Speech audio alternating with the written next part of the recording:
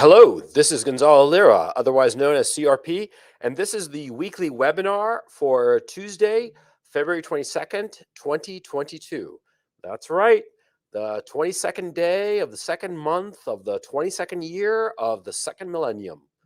Well, actually, it's the third millennium, but who's counting? Anyway, the point. This is a makeup webinar that I was supposed to deliver the past February 6th. And right before I was supposed to go on air, I suffered intestinal issues, as they say politely in some certain circles, circles that I'm not privy to.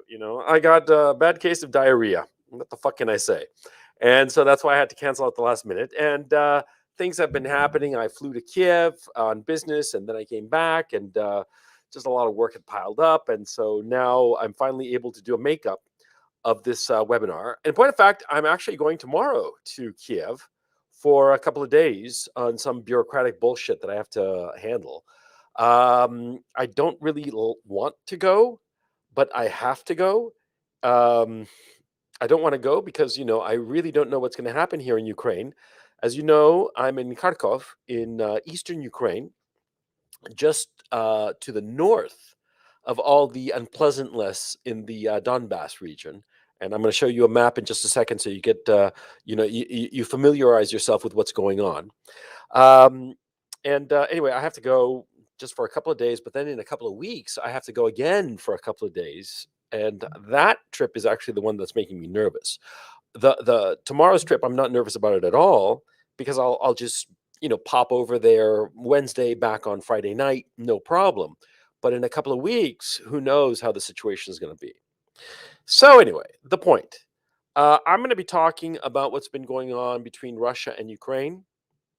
I'm going to basically, last night on Telegram, I did an impromptu hour-long stream that was sort of like a stream of consciousness, where I discussed all this situation. And you can think of that as basically a first draft of this presentation, because I'm going to go over pretty much the same ground that I covered in that impromptu broadcast.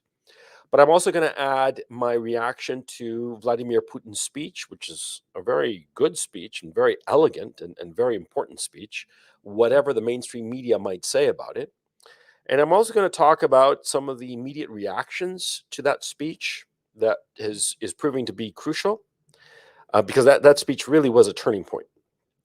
And right now, we don't know where we're going, whether we're going to go to war, or it's just going to be just this incrementalism that Putin is so fond of, because he's not one for the grand blitzkrieg.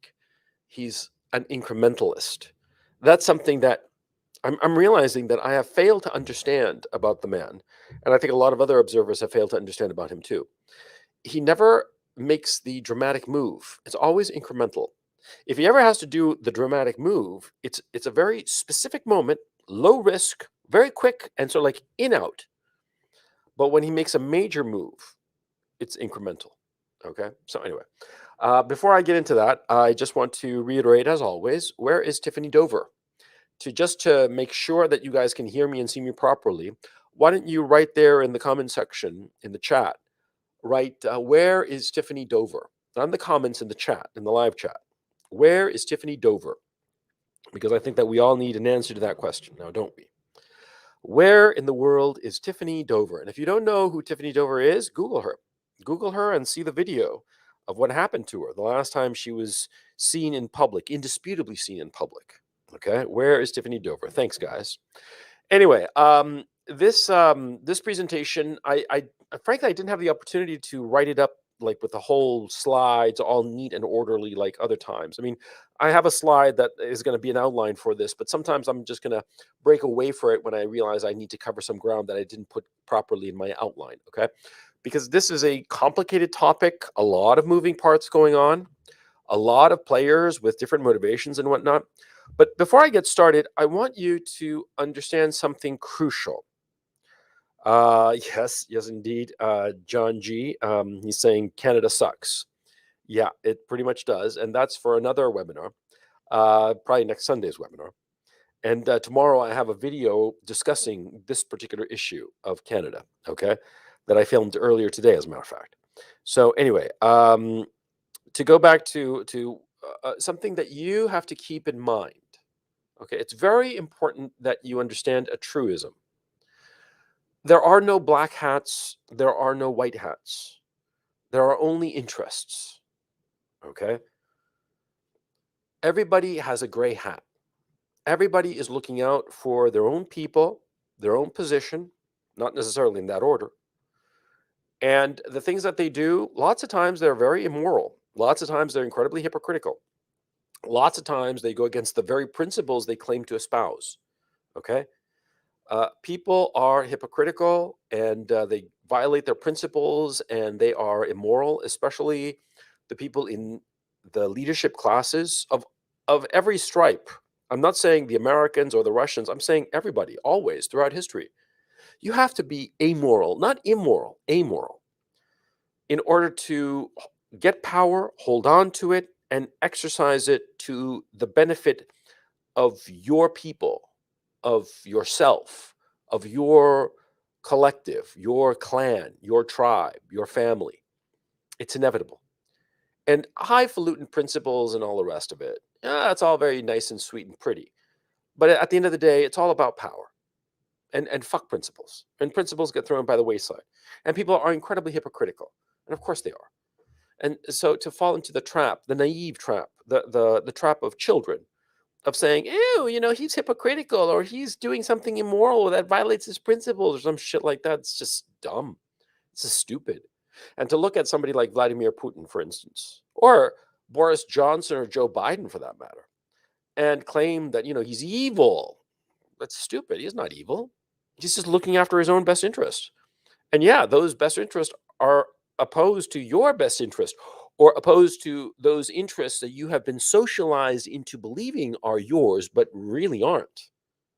Huh? It's very important that you keep that in mind. I mean, how much propaganda have you swallowed? I mean, if you're swimming in a pool of propaganda, it's inevitable that you swallow quite a bit of it and you take it as your own beliefs. And it's not really your own beliefs. It's just the propaganda that you've swallowed without realizing it. Huh? You see what I'm talking about? It's very important that you understand this. And if you come here to listen to me talk about Putin or Zelensky or Biden or NATO or the EU and whatever, and you say that, oh, you're not making a moral, a stance. You're not taking a moral stance. Fuck morality here. Okay, I mean, really, there is no morality when you get to this level of politics. There's only interests and successes and failures. That's it. Everything else is just bullshit. Understand that. And be a fucking grown up. And if you say that Putin is evil, I mean, I will bitch slap you right through the screen. I'll just reach out my hand right through the camera and just go pa pa pa pa pa. Bitch slap you till fucking next Sunday. Because nobody is evil, just as nobody is good. They're just pursuing their own interests. And some are successful and some aren't. And the ones who are successful are the ones who later write the history and claim how good they were. And the ones who failed, they're the ones who later on get demonized and called Hitler. Oh my. Curtis LeMay, the commander of the American Air Force during the Second World War, said that if the Americans had lost, he and his entire staff would have been tried and shot for crimes against humanity. That's true. He actually said that. Because if you look at what Curtis LeMay did and his Air Force did to like Dresden and some other cities in Germany, and how they started the terror bombing of Europe, and only as a reaction to it did the Nazis start bombing London and so forth. And you realize that, yeah, those fuckers were evil.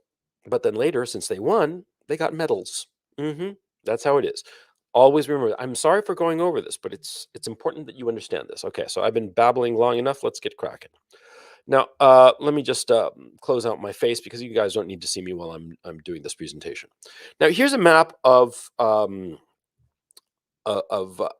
Ukraine. This is the best one I could find that highlights certain things that I'm interested in showing you. And I'm sorry it's slightly cut off because that's what that's how the source was. But if you notice in the lower right-hand corner, it says 100 kilometers and 100 miles. That's roughly that distance. Okay, Ukraine is big. It's a big, big, big country. Okay, now. As you see, more or less dead center is Kiev. Now, this map unfortunately doesn't show it, but imagine from Kiev snaking south. By the way, do you guys see my oh, no, you don't see my cursor. That's a shame. Okay. So from Kiev, which is the star right in the middle, snaking diagonally south from the northwest to the southeast is the Dnieper River. And then the Dnieper River, right more or less in the middle of the red zone, it makes a right-hand turn, okay? And it flows out to the Black Sea, or where it's marked the Black Sea, to the left of the Crimean Peninsula, okay? Now, Crimea, that's the peninsula on the bottom. That was the peninsula that the Russians captured in 2014, okay? And Crimean Peninsula is extremely important, and I'll get to it in just a moment. Now, these different colored areas represent the languages spoken.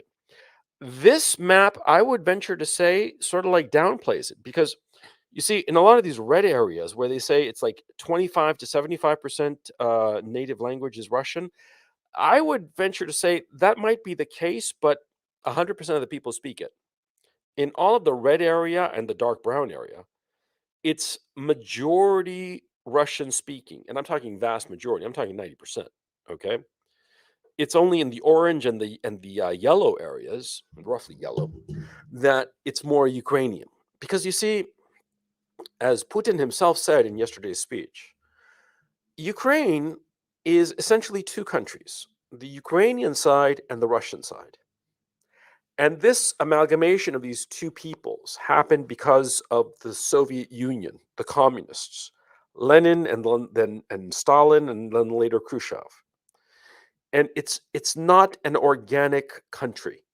And that's a hard fact that you have to face. Okay? It's not organic because it has two different peoples, the Russian people and the Ukrainian people. I'm talking Russian ethnic people and Ukrainian ethnic people. I myself can't tell the difference between the two. Okay? I mean, to my eye, they look exactly the same. Okay? But people I know say, oh, no, there is a difference. You can tell. It's the narcissism of small differences. People who have very slight differences with one another can tell those differences. Outsiders can't see them at all. See? So anyway, the point is that this country has two separate people, the Russians and the Ukrainians. They speak a different language. They are ethnically different. The Ukrainians are more to the west.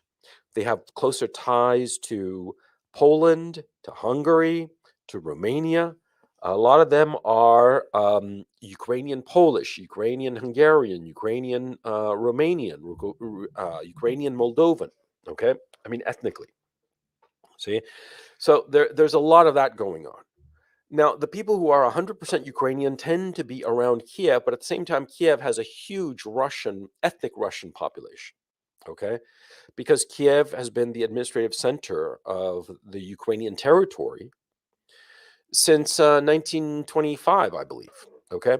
And so it's natural that a lot of Russians move there. A lot of other ethnicities too, but they're not important for this conversation. Now, the area that has that oval circle around it, that dotted line circle that's oval to the east in the map, that's the area in dispute. And as you can see, there's the cities of Lugansk, Donetsk, and Mariupol. Mariupol is kind of teetering, but the point is, see, the brown area, the dark brown area, excuse me, the oval area, that is the area in dispute. That is the area roughly that is controlled by the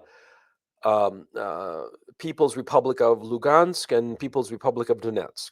Okay, whatsoever you may think of it, that's what's going on right now. Now, it's important that you have a sense of this map. I'll go back to it a couple of times just to keep it on track and just in case I start talking about different things. If you're curious as to where I am, you see where it says Donbass Industrial Basin, roughly where the D is, a little bit further north, close to the border. I mean, like right on the fucking border with Russia, because all that land that is not colored, the beige land, that's Russia on the east, and right to the north of the letter D, almost at the border, that's where Kharkov is. That's where I am. And as I've said plenty of times, I'm 25 miles away from the border with Russia. It's right there, and I've driven that route. I've gone on it by train, and I've ridden on it on a motorcycle. And I can tell you, it's flat as a pancake, and there are no natural barriers. There are no natural barriers between Russia and Ukraine. None. Okay? It's very important that you understand that, because this whole country, Ukraine, is essentially a plain. The only part that there are any mountains is to the west, to the extreme west. Those are the Carpathian Mountains. But for the most part, and also in Crimea, there are some mountains. But for the most part, and sorry to interrupt myself again, these mountains, quote unquote, I mean, I come from fucking South America, from fucking Chile, right? For us, a 3,000-meter mountain is a fucking hill. I mean, we only start talking about mountains when we hit 5,000 meters, right? The things that they have here, man, they're fucking hills, man. They're 1,500, maybe 2,000 meters high. That's fucking nothing. Okay, the whole fucking thing is flat as a pancake. And it's like you can see forever from a skyscraper here. So anyway, this is the map of the state of play, right? Okay, so let's talk about what has happened. And as I talk about what has happened, I'm going to start in October of 2021. But I'm going to make all kinds of digressions and whatnot. So this isn't going to be that organized of a webinar, but I'm trying to cover a lot of ground. Okay, so you're going to have to forgive me. Now, in October of 2021, roughly November, late October, early November, all of a sudden people started talking about a Russian military buildup. Okay, and to a lot of people, myself included, who have a more sophisticated view of these things, we were like, "What the fuck are you talking about?" Because there was no fucking military buildup in Russia. Because they were talking about military bases deep in Russia that when you looked at a map, they were closer to Belarus than to Ukraine. And these were like the standard normal bases of the Russians. It's like, like I've said many times, imagine somebody said, "Oh, look at the American military at Fort Bragg, that military buildup there. They're planning on invading Mexico. Oh my God." And you'd be like, "Dude, Fort Bragg is like 100 years old or more. They have their military there. That's their base. What are you talking about that they're planning on invading Ukraine or invading Mexico rather from Fort Bragg? That's just stupid." Same thing. See? I mean, chat, you guys understand what I'm saying? Hit me with a +333 if you understand what I'm saying. It's important that you guys follow every step of this logic here. Okay. So anyway, like I was saying, um, they started talking about this, and the person who was pushing this was Jake Sullivan. Okay, Jake Sullivan is the national security advisor. It's really interesting that he was pushing this shit. Okay, because see, just like last week, it came out finally that the Durham investigation, which is investigating the Democrats and all their shenanigans and the 2016 election and Russiagate and all this shit. Well, it implicates Jake Sullivan rather badly. Okay. And he must have gotten wind of this shit way back last year. And so Jake Sullivan was clearly pushing this agenda because he was, being this anonymous source for the Financial Times. And the Financial Times was the one that was saying, "Oh my God, the Russians have a military buildup. Oh my God, oh my God, oh my God," And it was clear retrospectively that Jake Sullivan was pushing that narrative. Now, the issue becomes, why was he pushing it? Now, do keep in mind in October, November, the Biden administration was, all kinds of trouble. In Afghanistan had been an Afghanistan shit show. It had been a fucking disaster, right? I mean, you remember people falling out of airplanes and shit like that? What the fuck, right? Then you had the economy, inflation rising, everything is going tits up, right? Everything is a fucking disaster. And so, a nice little distraction. The Russians are building up their military. And see, during November and December, this kind of like quieted down and then would get ramped up. I mean, it wasn't a story that took off on its own. It kept needing a push, right? Now, here's where it gets really fucking interesting. See, it's really clear that the Russians, who know their own mind, knew that there was no fucking military buildup. Just as like the Americans know that they're not planning on invading Mexico just because they have soldiers in Fort Bragg, Georgia, right? It's in Georgia, right? I forget. Anyway, so the Russians knew that there was no fucking buildup. They knew that they weren't planning on invading Ukraine, but they started looking at this shit and realizing it's bullshit from the Biden administration. Obviously, I mean, if two people are in on a secret and one of them is lying about it, the other knows who's the liar. I mean, right? It's no effort on their part.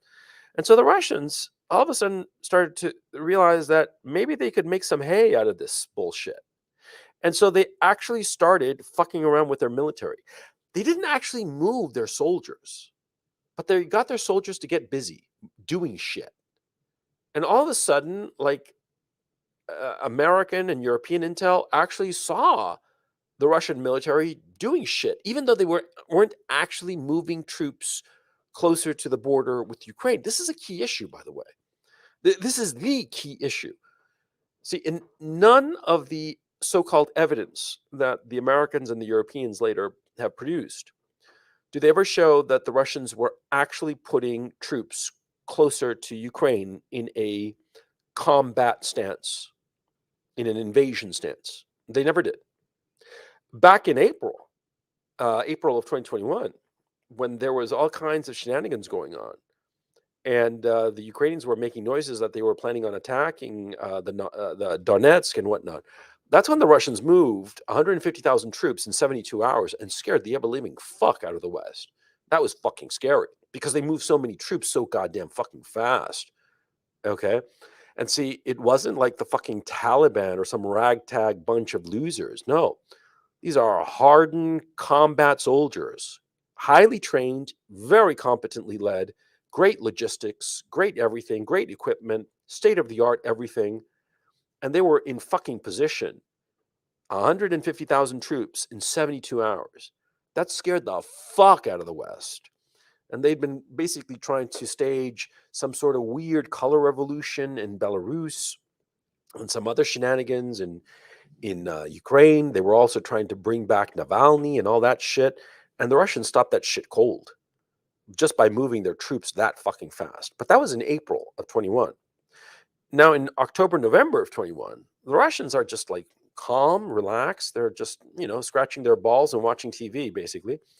And all of a sudden, Jake Sullivan, the national security, the head of the National Security Council, he's saying that the Russians are doing a military buildup. And so the Russians sort of like say, okay, let's see where this goes. And so they started like egging it on. And so all of a sudden people started saying, oh yeah, they are building their military. They are, prepping for something. And everybody started getting hysterical. Okay. But the Russians didn't actually move troops closer to Ukraine. That's the key issue. And it's a lie when they say that they did. They didn't. That's the key issue. And that's why from the Russian point of view, this was so fucking effective because it was cheap. I've said this before. See, the Russians believe in husbanding resources, never squandering resources. NASA, and I always use this example, NASA, during the space race, spent $1 million to build a zero-gravity pen. And what did the Russians do? They used a pencil. Simple as that. See? That's the Russian way. They husband their resources. They don't squander resources. They don't spend $1 million on a fucking pen. They just use a fucking pencil. So in this, situation, they didn't move men and materiel because that's expensive. Okay, it's expensive. Damage is inevitable. Injuries happen. It's complicated. I mean, moving that many men and so forth, it's not a trivial task, right? It's inevitable that you have all kinds of accidents and breakage and whatnot. So it's expensive, and apart from the actual effort, right, and the gasoline and all the rest of it, the Russians didn't do that. They just basically, for all intents and purposes, had their soldiers, march around their barracks, right, and man their tanks, spin the tanks around a few times, and park them. And that was cost effective. And all of a sudden, everybody starts taking this bullshit about Russia building up their military seriously. And the Russians used this to push for 3 diplomatic demands, okay? Because they realized that this non-event, that they had no intention of actually threatening Ukraine, it served their purpose. And this is the brilliance of Putin. See, he uses his enemies' efforts against them. Jake Sullivan, for reasons of his own, domestic political reasons of his own, wanted to create a Russia scare so that it would distract the media and the people from Joe Biden's domestic troubles and likely his own legal troubles. I mean, that's my private speculation, okay? And I'm saying it out there as a speculation. But it's unquestionable that Jake Sullivan also wanted to distract from the colossal failures of the Biden administration by stirring up the ghost of Russia. See what I'm saying? Russia went along with this, in essence, was a co-conspirator in this bullshit because it served their interests. Because all of a sudden they're like threatening, allegedly, and the Russians are like, okay, well, we're not actually threatening, but we'll pretend that we are so that we can get concessions. Because that's how you negotiate. If if somebody is scared of you, you can go at them even if you're not scary, even if you're weaker than them, but they believe you are stronger and that you're threatening. You can say, "Yeah, I'm threatening, so give me what I want." You see how it goes? And this is game theory 101. And this is what Putin and the Russians did. And when I say Putin, by the way, I've said this before and I'll say it again. I'm not referring to the man. It's a mistake to think that Putin is a one man band. It's a huge mistake. Putin is a part of a class of Russian nationalists who are in power in Russia today.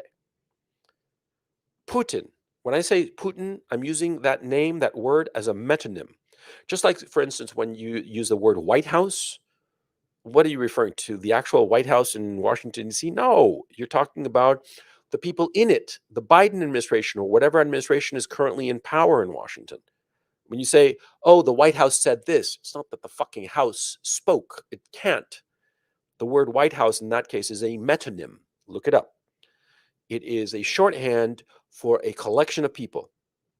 When you refer to the White House, you're talking about all the people in the Biden administration, including Joe Biden and National Security Advisor Jake Sullivan and all the other bureaucrats, Kamala Harris and Anthony Blinken and blah blah blah.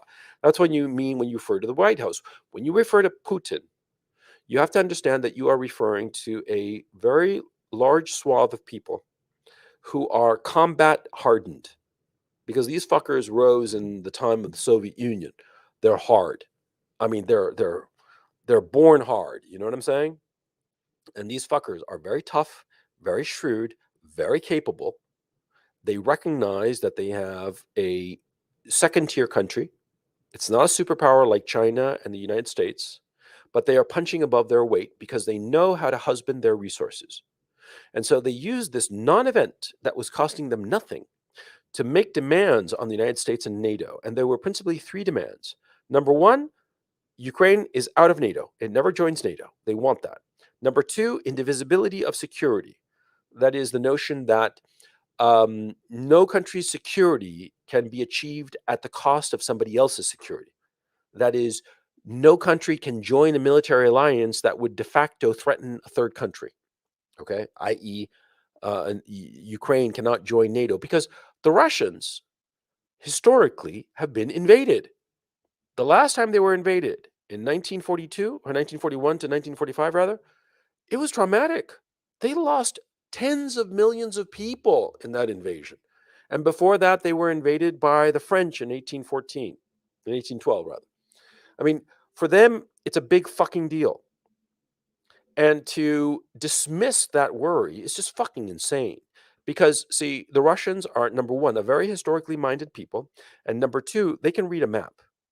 And the fact is that Europe, from Germany towards the east, is flat as a pancake. It's one gigantic plain until you hit the Ural Mountains. And the Ural Mountains are to the east of Moscow. There is no natural barrier from Germany all the way to Moscow. It's flat.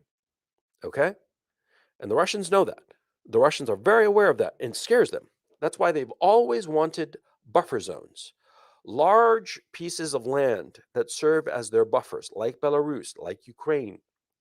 Ukraine and Belarus, and to a lesser extent the Baltic republics, have always been the buffer zone for Russia. Russia back when it was a Tsarist regime, Russia when it was the Soviet Union, and Russia today when it's the Russian Federation.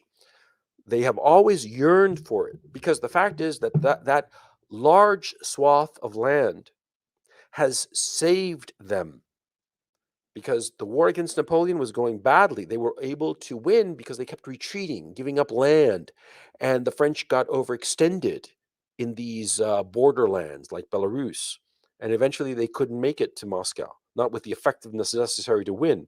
The same thing happened with Hitler. The Russians need that because that's part of their strategy to protect Mother Russia. Because St. Petersburg and especially Moscow is the heart of Russia. And so they need that borderland. And so the idea of Ukraine becoming part of NATO, and all of a sudden NATO can put weapons, missiles, 5 minutes away from Moscow. It's unacceptable. It was just never going to fucking happen. And it can't happen. The Russians will never allow that to happen. And everybody knows this. Okay? But these fuckers in NATO and the United States and Europe, well, the problem is that, see, fundamentally, and let's call a spade, there is a segment of the leadership class in the West that hates Russia with a passion. They hate it with a passion for old historical reasons.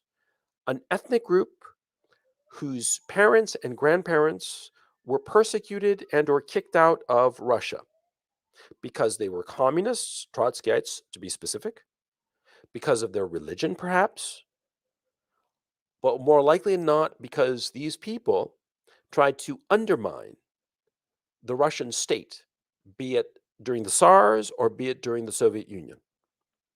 And so this ethnic group, which were kicked out of Russia, hate Russia with a passion. Their children are now in positions of great power in the United States, and they hate Russia with a passion. People like Victoria Nuland, people like Anthony Blinken, people like Cass Sunstein. Do you know what they want for Russia?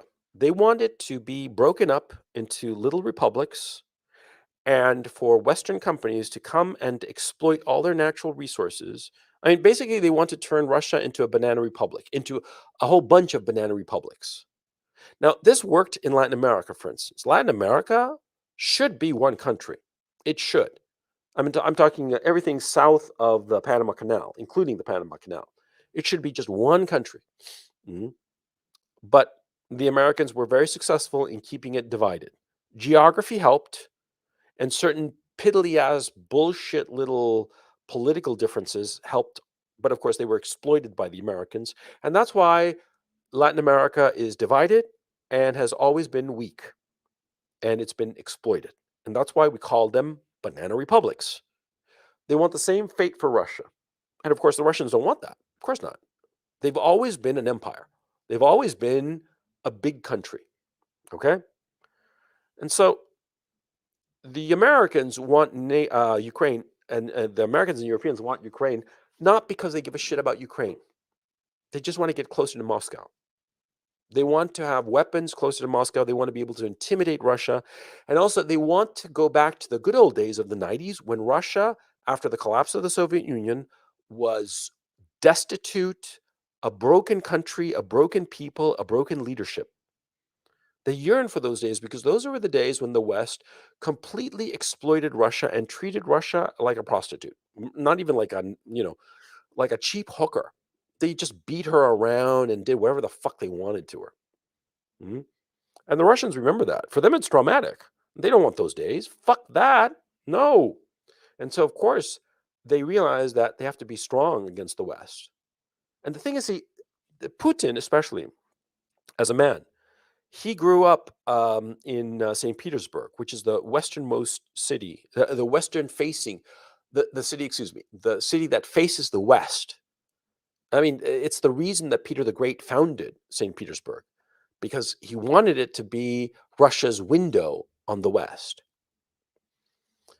Putin speaks fluent German. He was a KGB bureaucrat, not a secret agent. He was just a lawyer, okay, in Dresden, in East Germany. He speaks fluent German.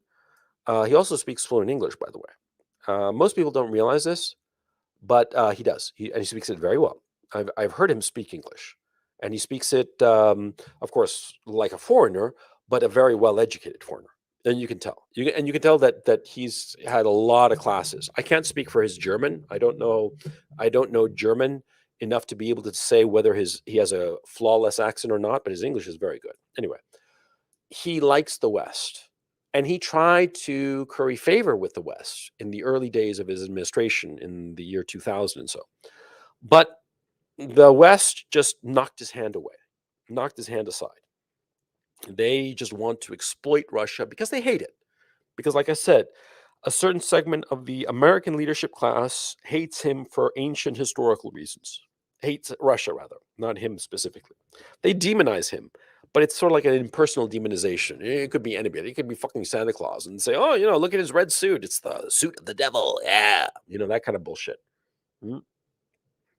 Anyway, the they made these three diplomatic demands, and they could make the demands with a straight face because the Americans had gotten themselves into a tizzy, into a self-inflicted tizzy, thinking that there was going to be an invasion. Okay. Now, here is where things get really fucking interesting. See, the Americans stirred up this hysteria. The Russians helped it along. But what happened was that all of a sudden, people realized that the emperor had no clothes. Because, see, they were talking about like shutting down Nord Stream 2, the pipeline that goes from northern Russia, just to the east, rather, of St. Petersburg, under the Baltic Sea, right in front of the Baltic republics, and pops up in Germany. It's Nord Stream 2 because there's a Nord Stream 1, of course, which is another pipeline that was built before along the same route. And see, this pipeline causes all kinds of problems to all kinds of people. And let me explain. Here's a little digression onto Nord Stream 2 so you understand the background. Okay. By the way, you guys hearing me? Everything okay? Oh, JBL asks, this is a good question. Are the Chinese aware of this ethnic group trying to exploit Russia? Oh, yes. And the Chinese not only are aware of it, they have specialists, at least in Shanghai University, that study them. And they have made it clear, the Chinese Communist Party has made it clear that they will not allow them into the country. And in fact, they are persecuting Jewish people in China. This is a fact. And trying to shut down the last remaining synagogue in China. Oh, yeah. And they're going to do it. Okay. I mean, it's inevitable. And you see that the Jewish establishment, if you will, has finally understood this. And the signal? It's when Soros declared that Xi was an enemy of democracy and, a threat to democracy and bullshit like that. It's not that he's a threat to democracy. It's that Xi and the Communist Party that he leads have been adamantly clear that they will not allow Jewish influence in China. I mean, they've really gone out of their way to make that clear. Okay. That's really fucking interesting, but that's for another conversation. Okay. Anyway, yeah. So all you guys, you're hearing me fine. Okay. Let's keep on going. I was talking about Nord Stream 2. Now, Nord Stream 2, you got to understand where it came from. Nord Stream 2 started in 2015. The Russians didn't want it. See, it was the Germans that came up with this dumb idea. Well, actually, a very good idea from their point of view. Let me explain what it is. See, I explained what the pipeline is, right? But see, how does Germany get its natural gas from Russia? Well, there's a whole series of pipelines that go through Ukraine and then Poland and then get to Germany. And there are some other pipelines that go through Ukraine into Turkey and then Germany and all kinds of different ways. It's not important for this conversation. The point is, see, Ukraine is a big transit point for a lot of this natural gas. Okay. The gas flows from Russia through Ukraine onto Poland and then Germany. Now, this was a great system for the Ukrainians because they got about $3 billion a year in transit fees. And also, what they would do is that they'd skim off some of the gas flowing through their pipelines, and that's it. That's the truth. They'd steal it. And that's what they're doing. You can call it skimming, but it's stealing. It's stealing gas that wasn't theirs. Okay, and the Germans are perfectly aware of it. The Russians are perfectly aware of it. Everybody knew what was going on, and the Germans would say that, oh, it's actually just reverse flow, and they had this legal fiction whereby The Germans claim to be pumping gas back to Ukraine through the pipelines, and that's not how those pipelines work. The pipelines are just one way from Russia to Germany, right? Through Ukraine. But the Germans came up with this legal fiction, so that there wasn't be some sort of fucking crisis, some legal crisis over this theft, right? And apart from the theft, the Ukrainians were getting 3 billion per year, right? Now, the 3 billion per year accounted in transit fees, accounted for 18%, almost 19% of Ukraine's government budget. Okay, very important. A fifth of your budget comes from those transit fees. Okay. Okay, so now the Russians, years before, they realized that the quickest way to lose customers is to be perceived as inconsistent or willing to play politics with gas. And they realized too that you don't fuck with somebody's oxygen tube, right? Gas is Europe's oxygen tube. It's the oxygen tube for a lot of different countries, right? So the Russians have always been very, very strict about sticking to any long-term contract they sign. Gazprom, which is de facto, it's a little more complicated, but let's just assume it's a monopoly of the gas production in Russia. It's more complicated than that, but it's not important for this conversation. Well, Gazprom has always fulfilled its long-term contracts. I mean, it's any contract at all. Okay, it's always fulfilled them to the T, always. And if there's ever like a technical fuck up that stops the flow of gas, very interesting. Gazprom will immediately call up its customer and have the customer send one of their engineers or a team of their engineers to the point of problem so that they can independently verify that indeed it's a technical problem and not anybody fucking with their gas, which is actually really fucking clever. See, because there have been accusations that Russia is using gas to blackmail Europe. But the thing is, see, they never have. See, they never have. And like I said, whenever there has been like a fuck up with gas, which is inevitable. I mean, with a complicated operation like that, you inevitably get fuck ups. Equipment breaks. It's fucking cold and all the rest of it. Of course, whenever that happens, they bring out engineers from the customers to independently verify that, yeah, it's a mechanical failure. Nobody's, flipped the switch to fuck with anybody. It was just, a failure, and they're getting repaired, and it takes time, and it's fucking cold, and blah blah. But you see my point. See, Gazprom is strict about this. They never play politics with the gas. Okay. Now this isn't true with the spot market. Okay. Now the spot market, what is the spot market? Well, the spot market in gas and natural gas, in all commodities, really.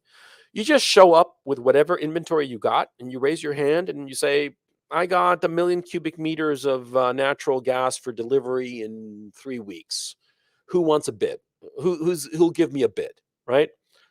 And people, any willing customer, raise their hand and say, yeah, I want that million. And you have an auction and you have a sale, and that's that. That's the spot market, right?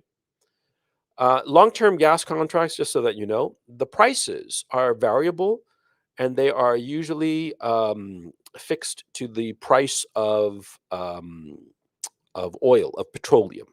Okay, in different formulas depending on the contract, and a whole host of variables that aren't they're way outside the scope of this and not important at all. And I frankly don't know them all, but the long-term contracts are very steady. And what happened was that back in 2008, okay, the Europeans, the Poles, the Germans, the Italians, they had a whole bunch of long-term gas contracts. And what happened was that the spot market was really cheap, and these long-term gas contracts were very expensive. And a lot of these European customers said, fuck these long-term contracts. Let's go to the spot market, which is all good and fine. But the problem is that, see, the spot market is, the spot market. Gas might be there, and sometimes there ain't. The inventory is not available for whatever fucking reason. And so what happened was that, see, a lot of these European customers decided to go to the spot market and let their long-term contracts lapse. Now, Gazprom is very strict about fulfilling all of its long-term contracts, but it's under no obligation to show up at the spot market with some inventory and try to sell it, right? I mean, that's absurd. I mean, think of it from your point of view. See, you have, I don't know, an orange grove. right? And you have oranges there, right? And you sell like a long-term contract to some supermarket chain, and that takes up, say, 60% of your oranges. Then what are you going to do with the other 40% of your oranges? Well, you decide, well, as I pick them, I'll sell them. I'll put them on the spot market, right? Are you under an obligation to do so? No, you're not. I mean, who says that you have to do it, right? Nobody. You have to deliver 60% to, I don't know, Kroger's, because you entered into a long-term contract with Kroger's, and you got to fulfill your contract. But the other 40% of your inventory of oranges, you can do whatever the fuck you want. If you want, you can let them spoil. They're your oranges, right? You don't have to sell this shit, right? And what happens if you say today, oh yeah, I'll put up 40% of my oranges in the spot market over the next year, right? But then 2 months later, I don't know, Walmart calls you up and says, hey, those oranges you got, I want to take them off your hands in a long-term contract. And I'll buy up the other 40% of your oranges, right? Kroger's is getting 60%. I want the other 40%. And you're like, okay, you're your fucking oranges. And then, customers show up at the smart market for oranges, and they're like, where are your oranges? And you're like, well, I sold them. But you said you were going to sell them to us. No, I didn't. I said that I'd have this inventory, but then, a long-term customer showed up and bought them off my hands. And so it's my fucking oranges. I can do whatever the fuck I want. See? This is what happened to the energy buyers for the European countries. See, back in 2008, 2010, it was advantageous to be in the spot market. There was a lot of inventory, but times change, contracts change, and also what happened was that the Russians built a whole bunch of pipelines to China and East Asia, and all of a sudden they got all these customers in long-term contracts, and that's why Gazprom's position in the natural gas spot market diminished substantially.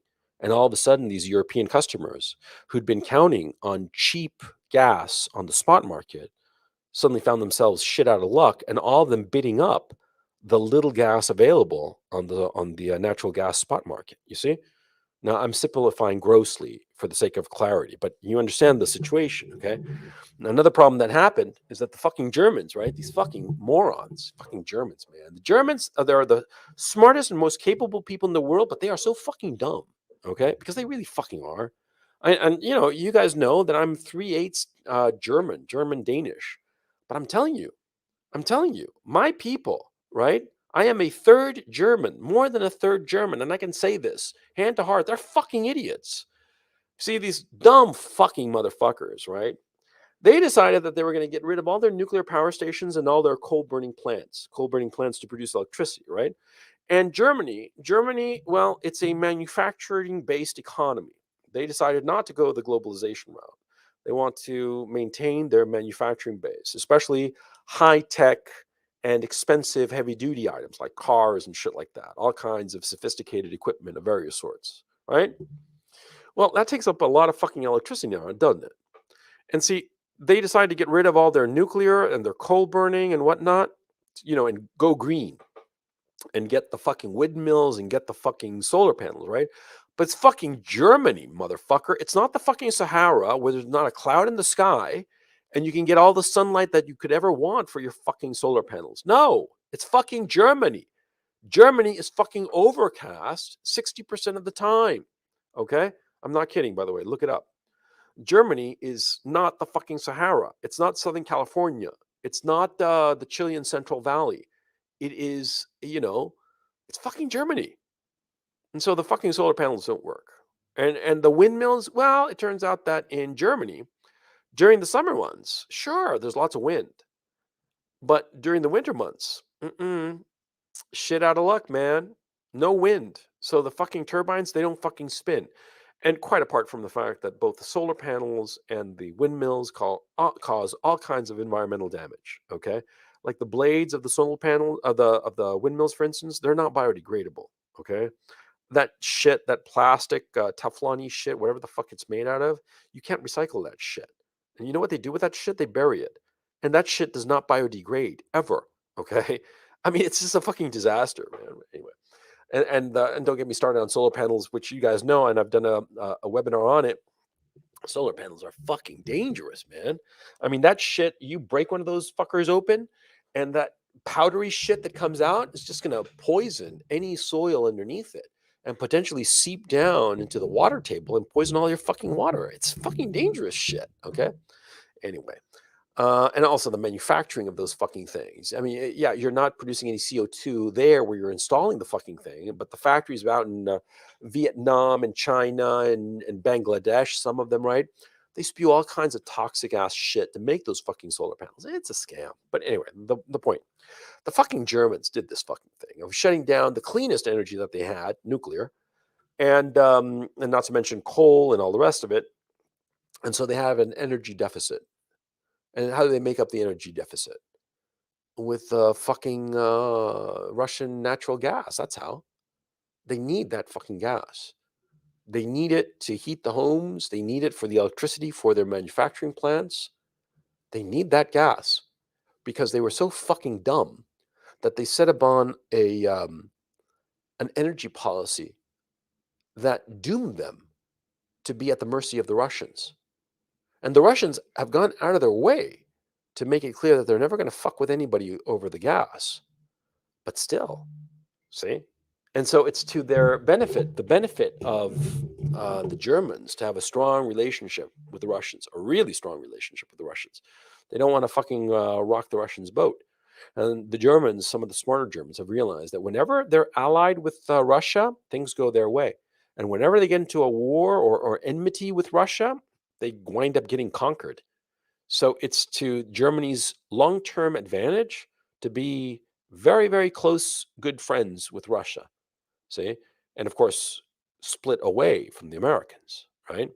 And so what happened was that with this so-called military buildup, the Americans started clamoring for war. You know, these fucking evil Russians, we're going to fight them. We're going to show them who's who. We're going to, who do they think they are? I mean, the Americans were acting that they were going to basically go over there to Russia and slap Putin around like a fucking $2 whore, like they used to slap Boris Yeltsin back in the day in the 90s, right? But Russia's a different animal now. It has an incredibly capable military. A lot of people say, oh, it has an economy the size of Italy's. Well, that's not really true.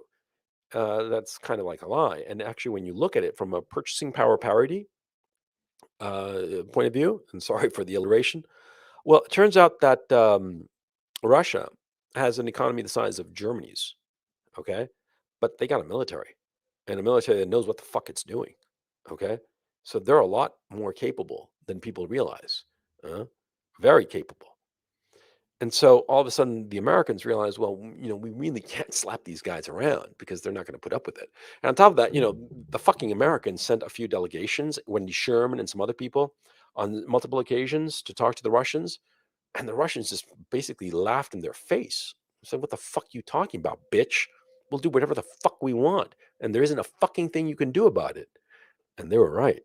See, that's the thing. And all of a sudden, it started showing how weak the Americans really are, because the American military, American experts have said this. The US military cannot go toe to toe with the Russians. The Russians would wipe them out. If it's non nuclear, the Russians win every time. And they've game played it. They know.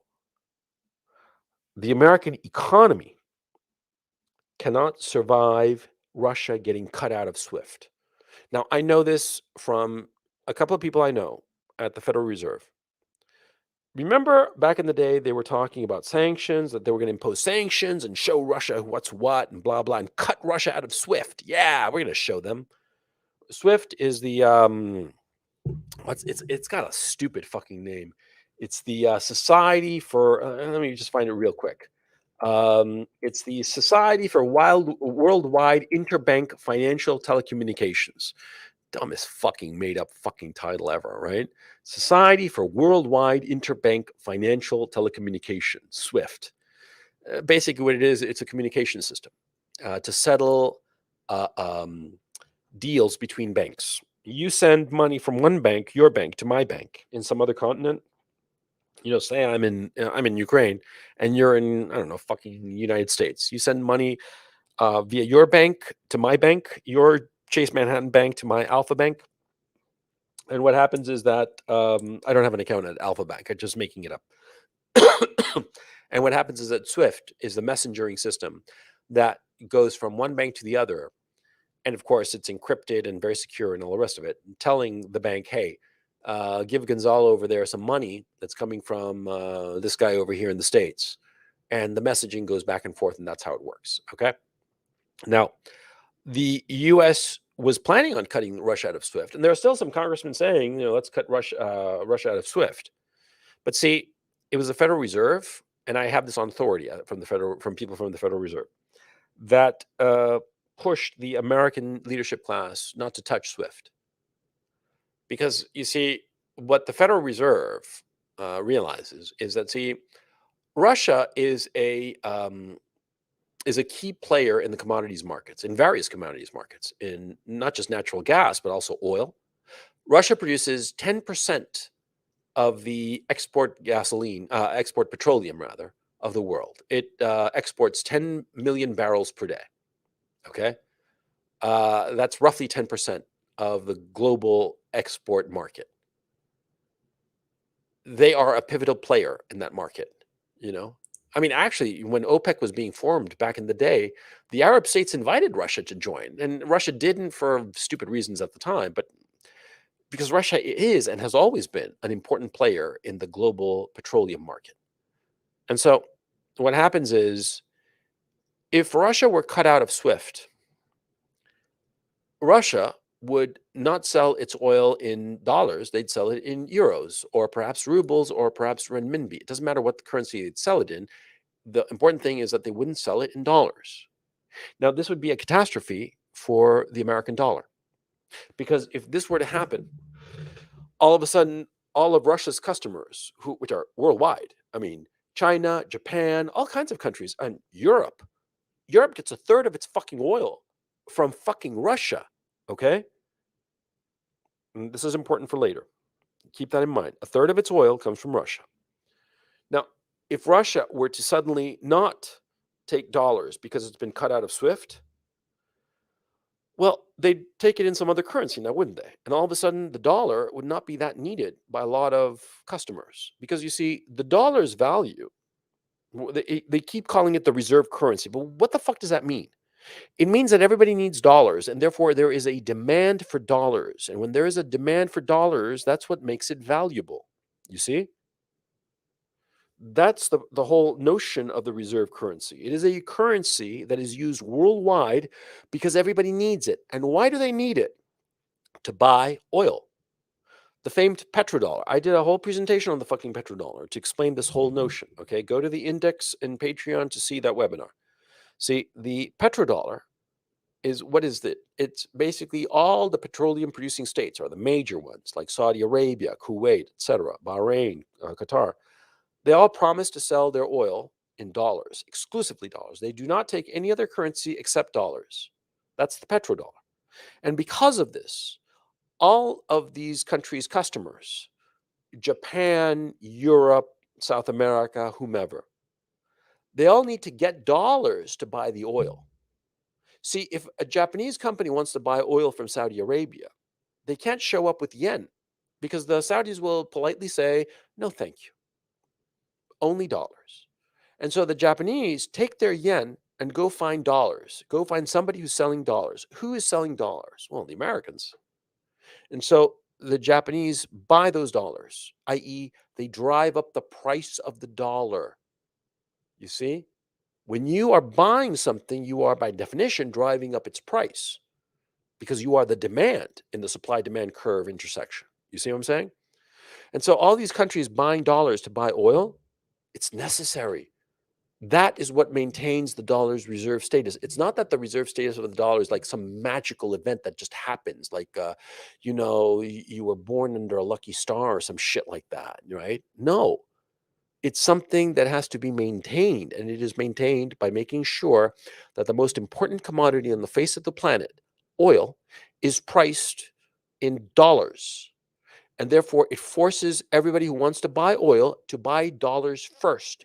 And that's what pays for the American deficit spending. Because if the rest of the world did not need dollars, the American economy would have crashed years ago. It would have completely collapsed like Venezuela, like these shitty little countries like Greece. Okay, I don't mean to call Greece a shitty little country, but they got their fucking ass raped, right, back in 2012, right? This reason, man, over indebtedness. If you are over indebted and there's no demand for your currency, you're fucked. See? But since the Americans have the petrodollar, because they have the reserve currency, because they have by hook and by crook forced everybody to buy dollars. Well, and so the Federal Reserve, when this notion started floating around of cutting out Russia from SWIFT, the Federal Reserve, some junior analyst must have taken about 5 seconds to realize this. I mean, this shit, you can do it in your head.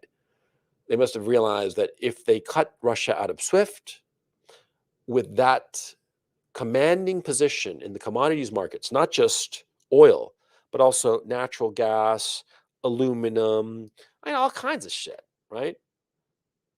Rare earth metals, all the rest of it. If all of those commodities, all of a sudden, that commanding position, that commanding market share that the Russians have, all of a sudden they are demanding, say, euros, the dollar is fucked. The American economy is fucked. By the end of the week, people are going to be clubbing each other for food.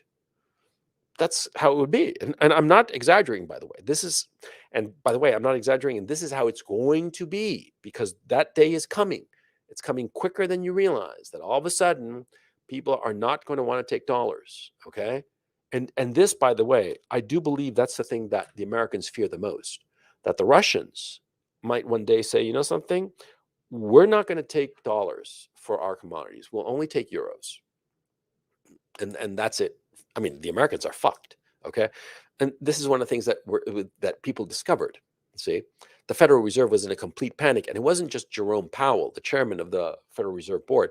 No, it was the whole fucking Fed that freaked the fuck out. They went out there like in force. And they talked to all the senators and congressmen and said, shut the fuck up about SWIFT. They're scared. They're really fucking scared. And have you heard any serious talk about disconnecting Russia from SWIFT? I mean, if SWIFT is such an important thing, you'd figure that, oh, yeah, that's going to be one of the first things we do to the fucking Ruskies, cut them out of SWIFT, show them up, right? Shut the fuck up, bitch. Get back in your fucking chair and shut your fucking pie hole, okay? That's what the Federal Reserve told everybody, because they're scared. Okay. Western Europe, they need natural gas for the reasons I explained before, okay, because their energy policy was stupid. So all of a sudden, all of these things got revealed. And all of a sudden, something else. The Europeans and the Americans both realized that their interests no longer align. To have a viable alliance, you need the two participants to have the same goals. Now, back in the Cold War, yeah, you want to make sure that the Soviets didn't take over your country. That's a pretty valid goal, right? You're Germany, I'm the US. I don't want you to be conquered by the Soviet Union. And you're like, yeah, that's great, because I don't want to be conquered by the Soviet Union either. Okay, let's be friends and form NATO. Yay! Right? But now, the Germans need natural gas. The Americans don't want the Germans to need natural gas from Russia because they want to keep Germany close as an ally. But Germans' self-interest is with Russia, not the US. See? So there's that problem. I mean, this crisis that was manufactured revealed all these problems. Okay. Now, the US wants a war badly. They want it for domestic policy reasons. And other people have commented, the Duran, my buddies there, Alex Christoforou and Alex Mercouris, whom I suggest you listen to.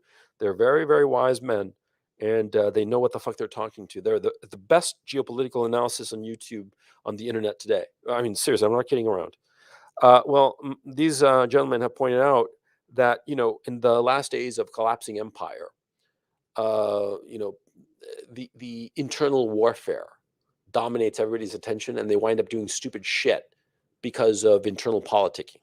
See, back in the 40s and 50s and 60s and 70s and even the 80s and 90s, even the 2000s, nobody in American leadership would have dreamed of poking the Russians into a potential war over some trivial domestic shit going on back home. But now, with this decadent administration that we have. And I'm not talking about decadent in like a moral sense. I'm talking about decadent like in a sense of just not being very capable, being a bunch of incompetent fucking idiots, because they are. Okay? They're a bunch of fucking idiots who don't know what the fuck they're doing. They don't know what the fuck they're playing with. And when they start playing with shit, somebody steps up and gives them a fucking education. The American military, the professional military, told them, stop dicking around with this notion that America is going to fight Russians, because we can't. Because if we tried, we'd lose badly. And the Federal Reserve told them, stop dicking around with the SWIFT thing, because if you pull Russia out of SWIFT, our whole economy goes tits up in a really fucking bad way. So shut the fuck up. And so that's what's been going on with the Biden administration. You got a bunch of fucking idiots running the show there. I mean, Wendy Sherman. And let's start with Anthony Blinken, the Secretary of State. He's a fucking idiot. He's way out of his depth. Okay, and his supporters there, Wendy Sherman, Victoria Nuland, they're all member of this ethnic group that hates Russia with a passion, but they're all stupid. That's the long and short of it. They're all stupid. I mean, they might do real well on an SAT test, on an actual IQ test, but they don't have any judgment. They don't have any, empathy, first of all. They don't have any judgment of realizing what the other guy really wants. Okay. For all his faults, Henry Kissinger understood other people, and he understood what the other people wanted and was able to use that to his advantage, but at the same time realizing, okay, I'm not going to push him that far on this issue, because then, he'll have it'll fuck his shit up. Okay. I mean, he understood that, right? These people, they don't. Okay. And so, for domestic policy reasons, they wanted a war very badly to shore up Biden's approval rating and whatnot, but they were unprepared for Russia. Russia outplayed them. Simple as that. And revealed these divisions between Europe and America, and revealed America's military weakness and economic weakness. And that really fucking pissed off the Americans. It's not that because what happened was that they realized that their power is very limited. It's circumscribed, and they can't handle it like children. You know, I mean, adults understand that their power is always limited, because we are limited people. We are human beings by definition, limited, and we might be very very powerful, but we're not limitlessly powerful. And these children running the American, foreign policy, they think that they're all powerful. They don't understand the limits of their own power, or of the power that they inherited. You see what I mean? Anyway, so they're pissed off about it. Now, the EU and the US left Ukraine out in the cold because they egged on Russia, and the Ukrainians, they thought that they could take advantage of this and get into the European Union and get into NATO. And what the reason they want NATO is so that NATO soldiers, i.e., American soldiers, defend Ukraine. Okay, because I hate criticizing the country I am a resident in. Okay, it's always dangerous. But the fact is that Ukraine has always had this habit of trying to get other people to pay for its lifestyle. Okay, I'm trying to be as diplomatic as possible. And this goes back, and Putin actually brought it up in the speech he did yesterday. I'm going to get to it in just a minute.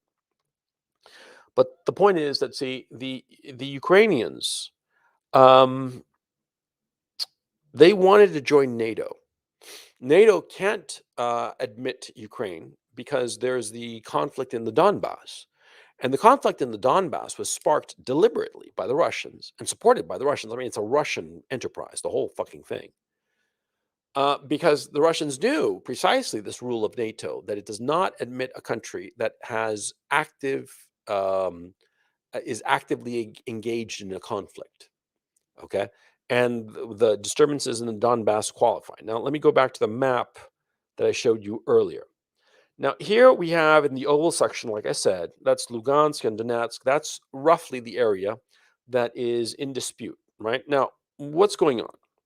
See, in 2014, there was a color revolution in Ukraine. The reason of the color revolution that overthrew Viktor Yanukovych, who was the corrupt and semi-incompetent leader of Ukraine, democratically elected, but he was overthrown because he basically he had this memorandum of understanding that he signed with the European Union on the pathway to joining the EU. But he started getting cold feet because of domestic political issues. It's not really important. But the upshot is that there was a color revolution. Now, what is a color revolution? A color revolution is basically when Western powers use non governmental organizations to foment revolution in a country, usually starting off with some legitimate grievance that the people might have, but using it as a springboard to overthrow the government in power, even if it's democratically elected. They don't give a fuck about that. Okay. And Yanukovych, for all his defects, was democratically elected. And they wanted to overthrow him because he was not moving fast enough on the European issue. And they did succeed in overthrowing him and installing Poroshenko. Poroshenko was a billionaire. He's the owner of the Russian chocolates, which are all over the fucking place here in Ukraine. And he's a billionaire, an oligarch, and all the rest of it. And he's pro-Western. And they installed him. And Victoria Nuland was neck deep in that, the whole shit show. And what happened is that because of this color revolution, it caught the Russians totally flat-footed. Putin himself was caught totally flat-footed. And the Russians went and captured Crimea. And you're looking at the map there, it's the bottom peninsula. Now, why is capturing Crimea such a big deal?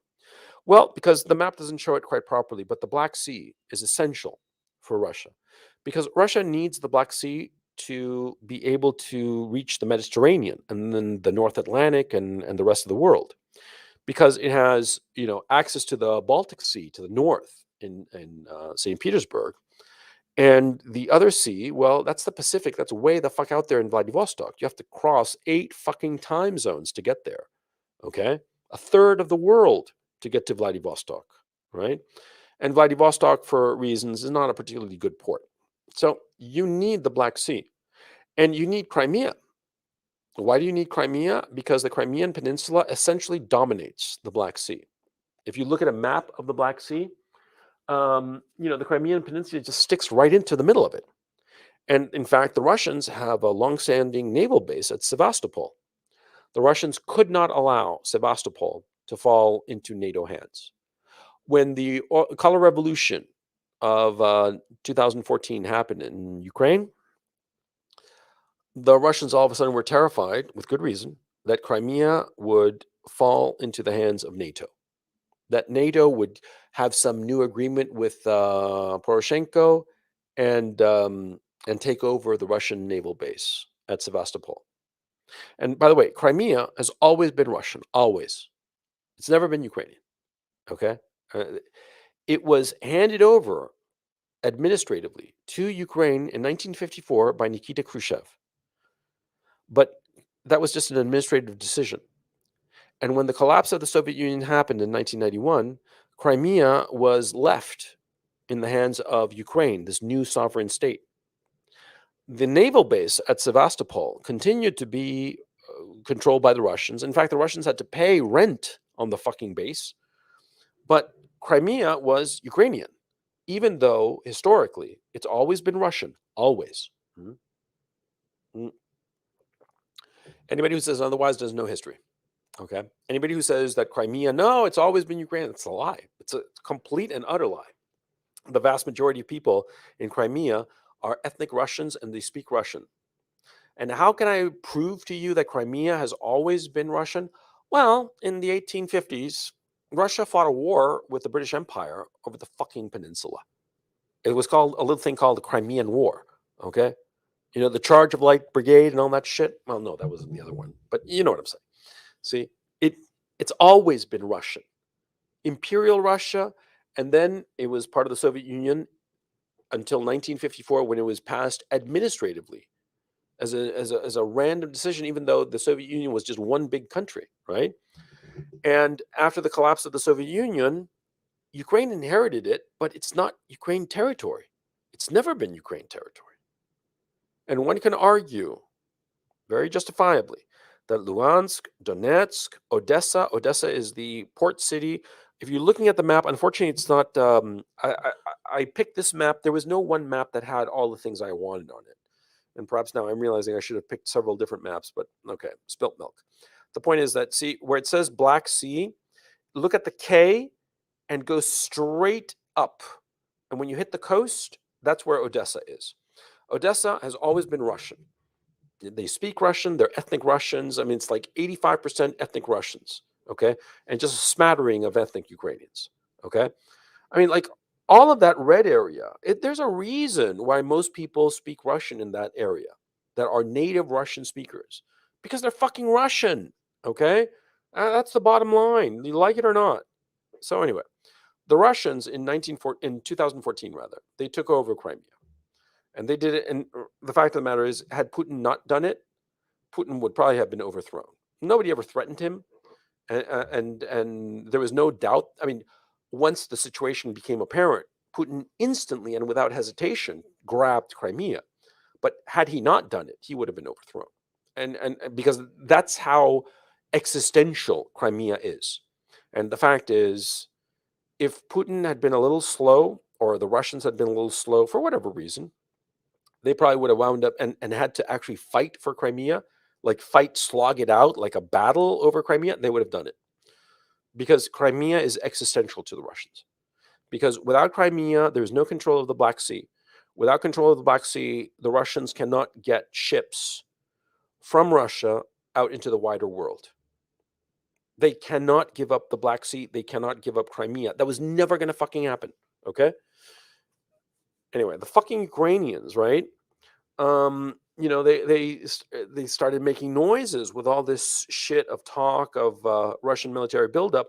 The Ukrainians started saying that they wanted to take Crimea back by force and shit like that, you know, and that just riles up the Russians. Okay, I mean the Ukrainian government has not helped itself. Recently, Zelensky, the president, Vladimir Zelensky, he said that Ukraine should have nuclear weapons again. Are you out of your fucking mind? Ukraine with nuclear weapons, Ukraine, one of the most corrupt countries on the face of the planet, Ukraine, which might wind up selling the fucking nukes to whatever Tom, Dick, and Harry you can think of. Are you out of your fucking mind? But that's what the fucking idiot said, So, of course, he scares people. And people think that he's an idiot and he's a fool. Zelensky. I'm not saying this myself. I'm saying that other people characterize him as such. And this kind of characterization is all over the fucking place. I mean, I'm not making this shit up. Look it up, okay? So these kinds of suggestions scare people, rational people, not just the Russians. It scares anybody with any kind of rational sense, right? So anyway, I'm skipping ahead. But the point I'm trying to make here is that, see, during this crisis, starting in October, the Ukrainians were clamoring to get into NATO. And finally, it became really fucking obvious what the game was playing. The game that was being played, rather. The Americans, for years, had been dangling the possibility of joining NATO. The Europeans, for years, had been dangling the possibility of joining the European Union. And the Ukrainians had jumped through every hoop that was put in their way to get these twin goals that they wanted so much.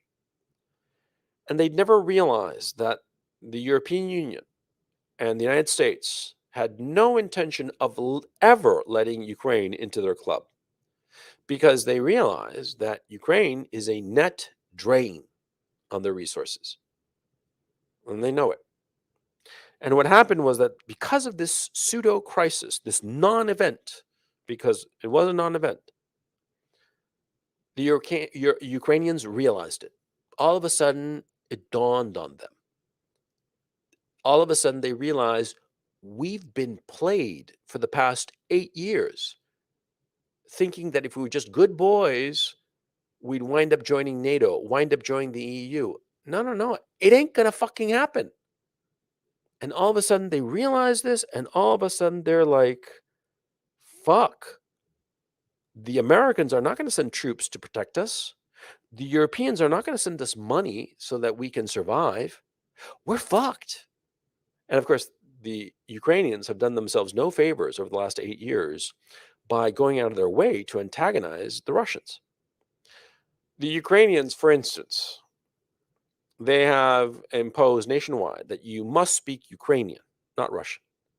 They prohibit Russian language in public schools, even in predominantly Russian areas. They have imprisoned people who are pro-Russian.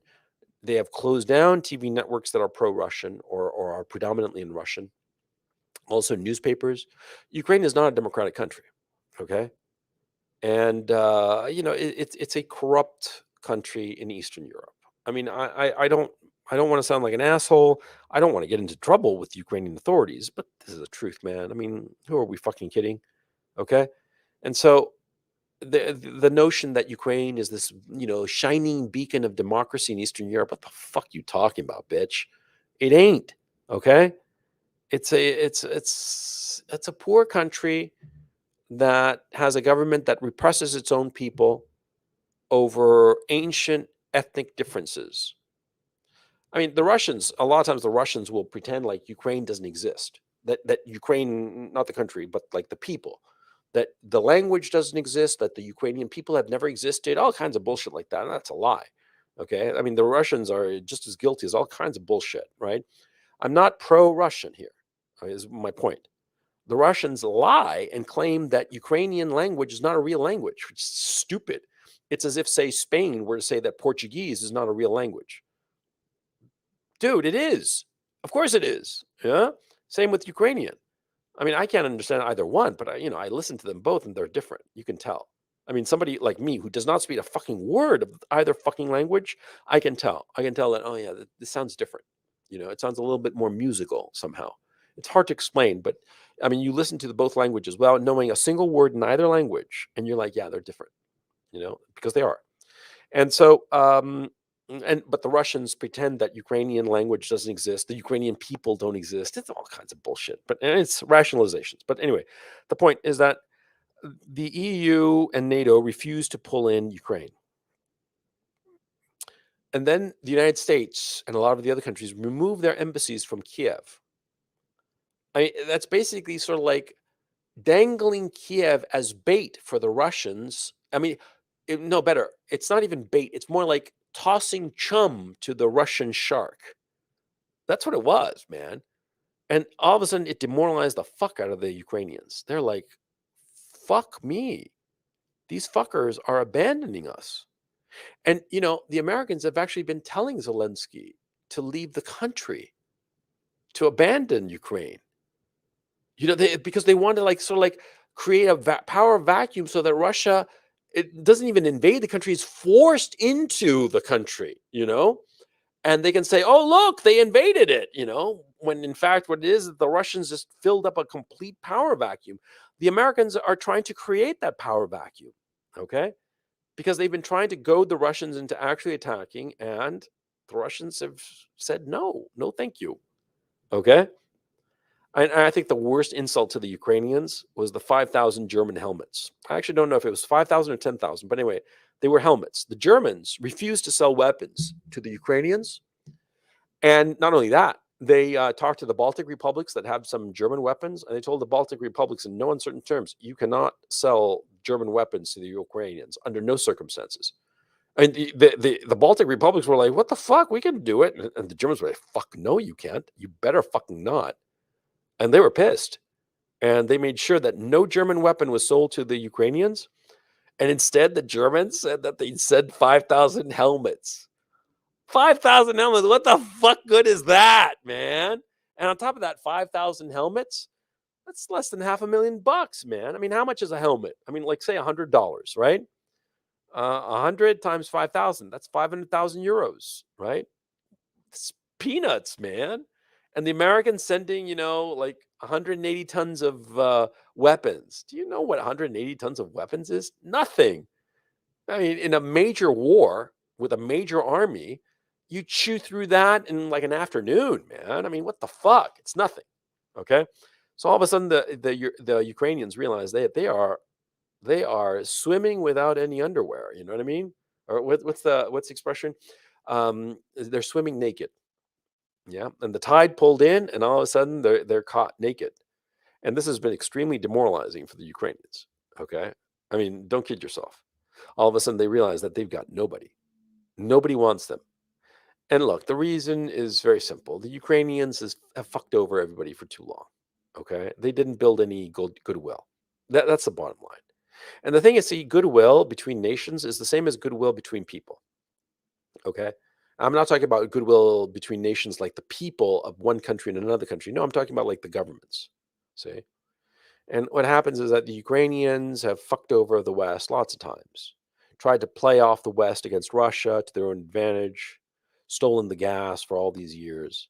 All kinds of these little things that add up. See, Putin and I mean Putin, the Medvedev, the Russian leadership class, they're very, very smart of them to have always been really strict about the gas contracts because everybody knows that the European countries depend on that gas supply. And the Russians not once have ever threatened to cut off the gas. Not once.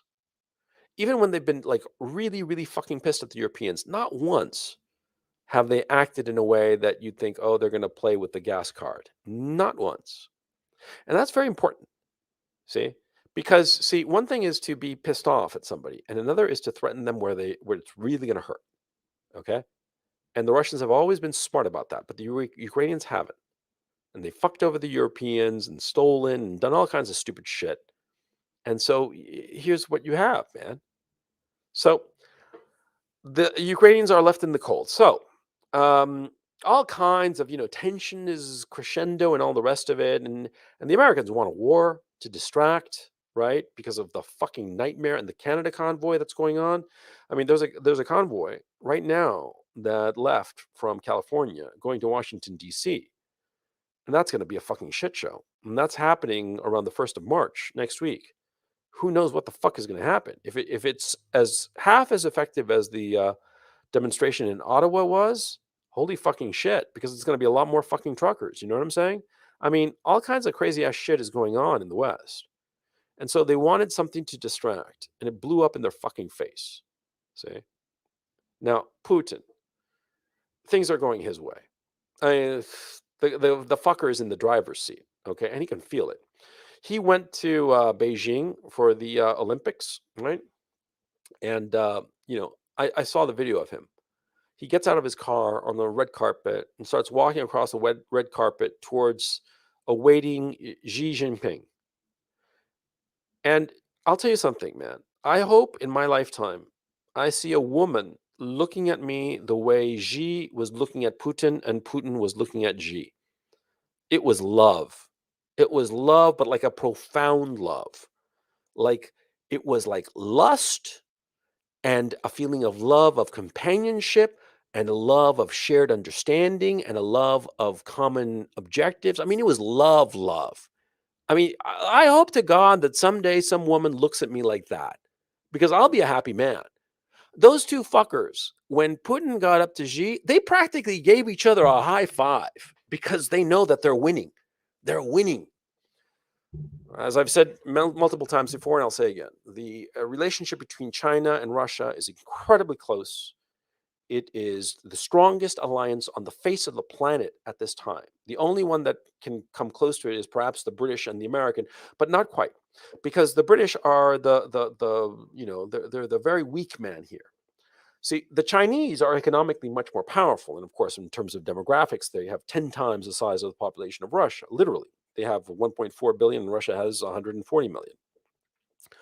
But the Russians, especially in the Kazakhstan situation, showed themselves to be incredibly capable.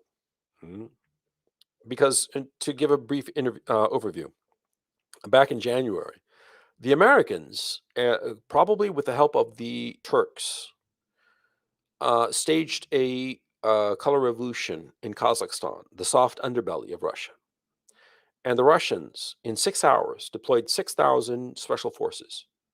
And they rotated another 50,000 men to be ready to land in Altara, I think is the name of the capital of Kazakhstan, and just take over the full fucking thing. And they got ready. They drew up logistic plans to ship an additional 150,000 to Kazakhstan. In total, they were going to put over 200,000 soldiers in Kazakhstan, and they were ready. And in the end, they only needed that 6,000 strong force, because those 6,000 sent the signal, clear, unmistakable signal, that Russia was going to back the president of Kazakhstan, wasn't going to allow any fucking color revolution, and the color revolution just fizzled out.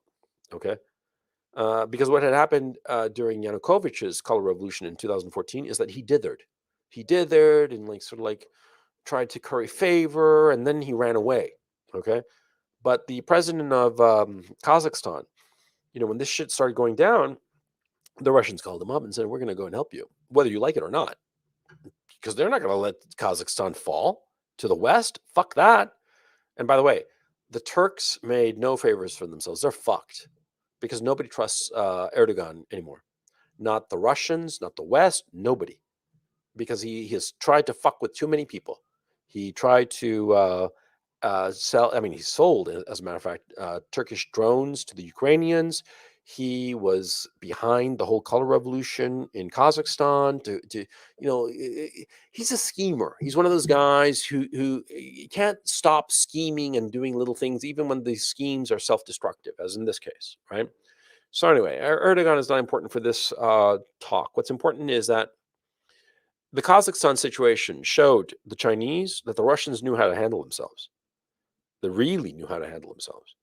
And this deeply impressed the Chinese. In fact, when it happened, the Chinese were caught so by surprise by the Russians, because the Russians, who coordinate everything with the Chinese at all levels, it's not just the top cupola of Russia that coordinates with China. It's at all levels of the foreign ministry, of the Ministry of Planning, of all the different ministries and departments of the Russian government. They coordinate with their counterparts in China so that they have an aligned policy in all relevant matters, right?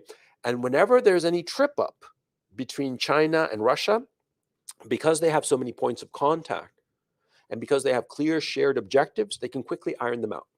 And what's interesting is that the Chinese are usually the ones who cede. The Chinese are very much the indulgent partner in this duo. Okay, but the Russians are smart because they never take advantage of it. Okay, they are always very careful that if they really want something from China, they'll make it clear, but they're never going to be assholes about it, and they're never going to take advantage of it. Again, this speaks of great self-control, similar to the self-control that they show over never fucking with the gas contracts with Europe. See? So anyway, the Chinese, right, and the Russians, they're buddies, and they are supporting each other all the way, 100%. 100% right on down the line, especially after the Kazakhstan thing, which, as I said, it happened so fast, the Chinese were caught by surprise. And they made noises very initially, like, what the fuck is going on? They were like, kind of like, they were a little bit discombobulated.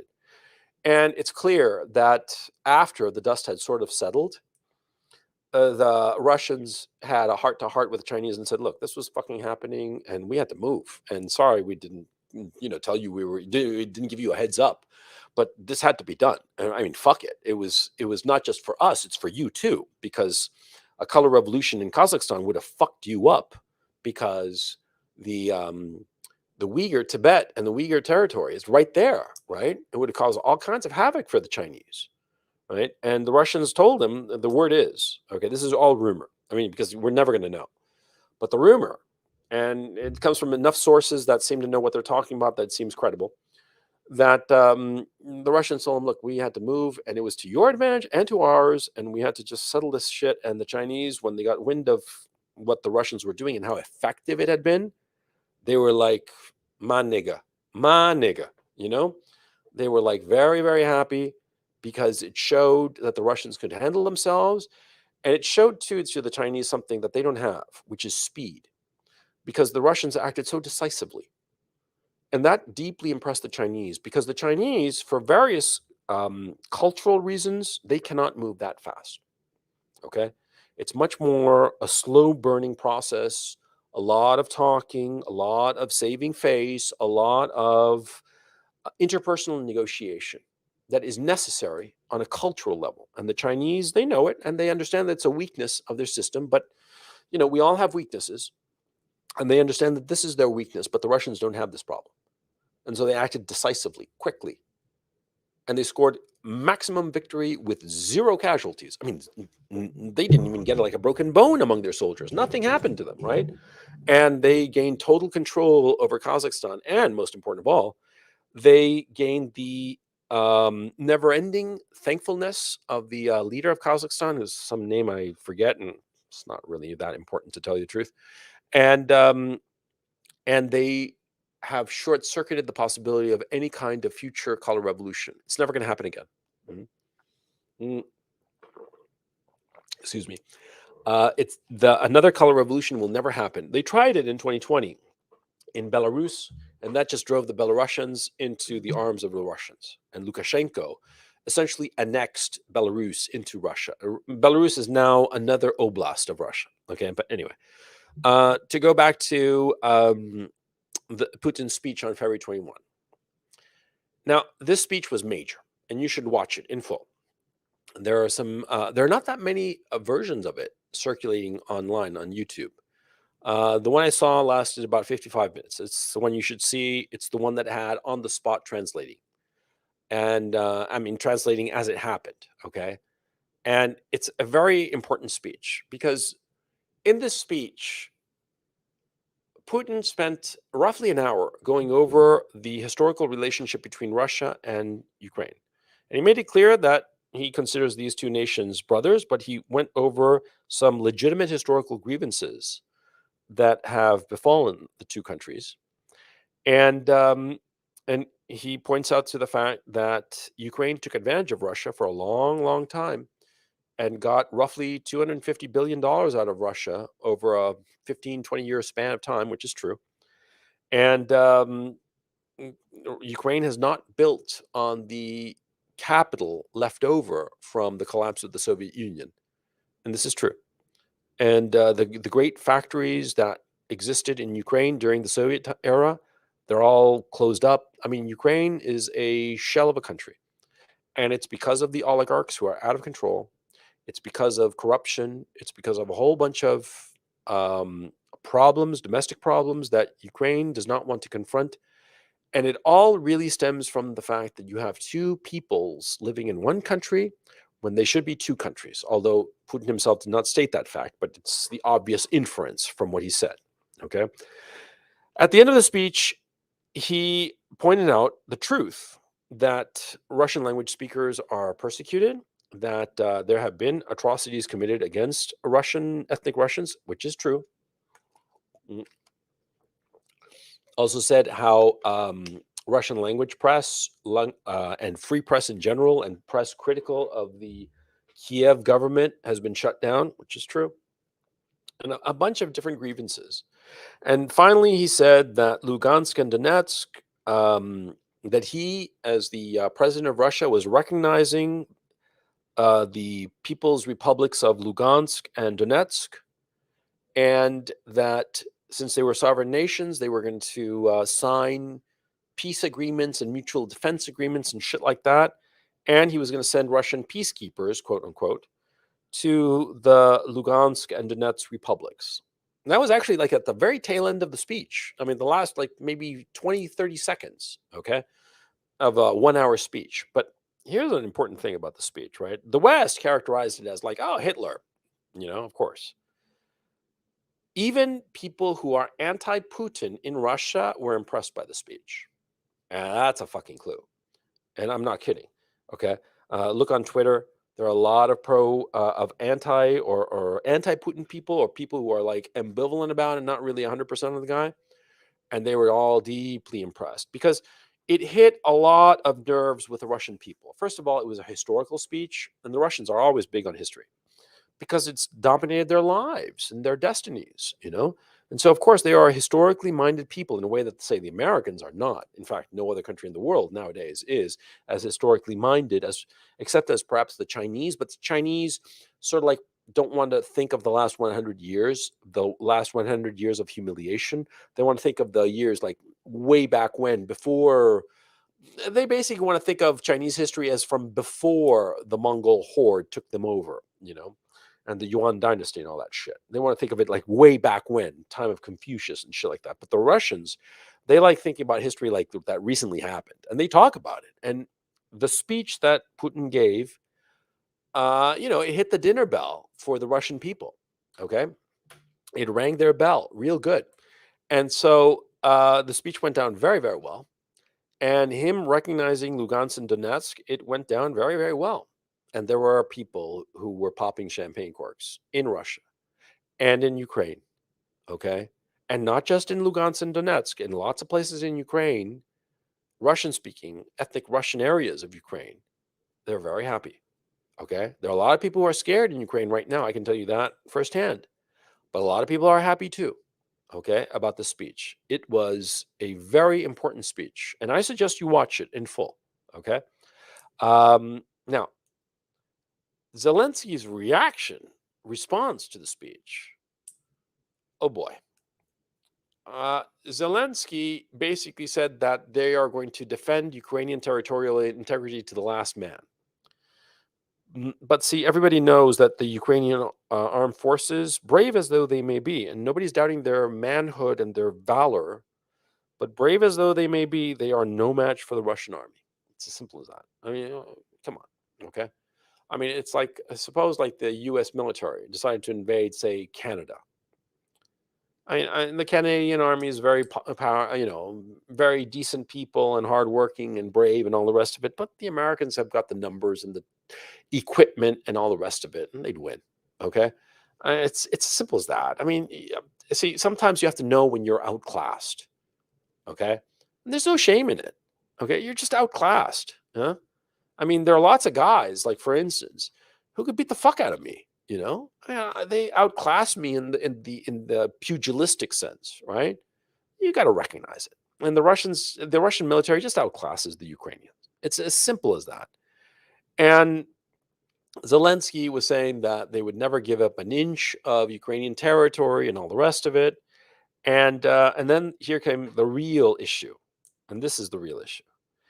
You see, to go back to the map, you see, and this map is not particularly good, but just imagine this. See, the area under control of the People's Republic of Donetsk and Lugansk is not all of the oblast of Luhansk or the oblast of Donetsk. Oblast is like administrative region. It's like state. The state of Alabama, the state of Georgia, the state of Indiana. Right. An oblast is like a region. It's usually like the city, and the region around it is named, the oblast around it is named after the major city. I live in Kharkov, and the oblast is called the Kharkov Oblast, right? And the same with Luhansk and Donetsk. Now, the thing is, see, these areas over the past 8 years, there's been consistent shelling, consistent just things happening consistently. Okay. And why did Putin give this speech? Well, because over the last few days, there's been some shelling coming from the Ukrainian side. And this is acknowledged. It's acknowledged by, of all people, the Red Cross. The Red Cross are pretty much on the level when they say who's responsible for some shit. If only because they want to know who's responsible so they can get out of the way of the shelling, so that there are doctors and nurses and operatives can get by and help people without getting killed themselves, right? And so the Red Cross is basically saying, yeah, there's been shelling from both sides, but it really started with and has been more aggressive from the Ukrainian side. And the Ukrainian army, or perhaps agents provocateur on the Ukrainian side, have been shelling. It really started with Annalise Baerbock, the fucking idiot German foreign secretary, who finally said what all of the German bureaucrats have been trying steadfastly not to say, which is that if there is a war, if between Russia and Ukraine of any kind, a Nord Stream 2 will be killed. Okay. Now, the Americans want Nord Stream 2 killed because they don't want Germany to drift so far to the Russian side. And also, they have this weird, bizarre notion that they can sell liquefied natural gas to the Germans and make up the difference. They can't, because the German industrial needs are so great that there aren't enough ships or production capacity in the United States, for that matter, to move all this liquefied natural gas from the United States to Germany. And they've talked about all kinds of weird schemes to bring liquefied natural gas from Oman and places like that, but it's just bullshit. It's all pipe dreams. And on top of that, this is assuming somehow that Oman could get out of its long-term contracts for the oil for the natural gas that it's producing, which you can't. So it's all kinds of pipe dreams. I mean, the Germans, they need that fucking Russian natural gas. Okay.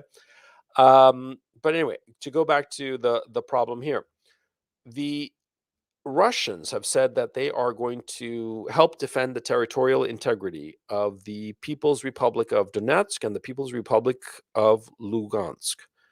Now, the issue becomes, where does that territory end and Ukraine begin? This is a key issue. Okay. Hang on just a second. Let me find. I should have gotten more maps. My fucking mistake. I should have gotten more maps, and you're gonna have to forgive me. Hang on just a moment, real quick. I'm gonna look for some maps, and no, no, no, no, no, no. I don't want that. Images. That's what we want. Oh, this is a good one. This is a fucking good one.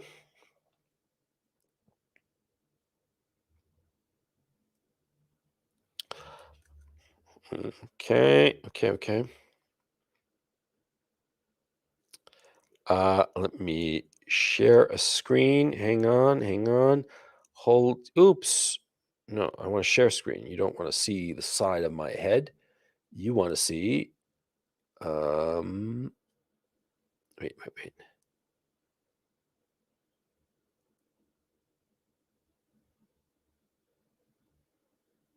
Uh, right. This is what you want to see. Okay.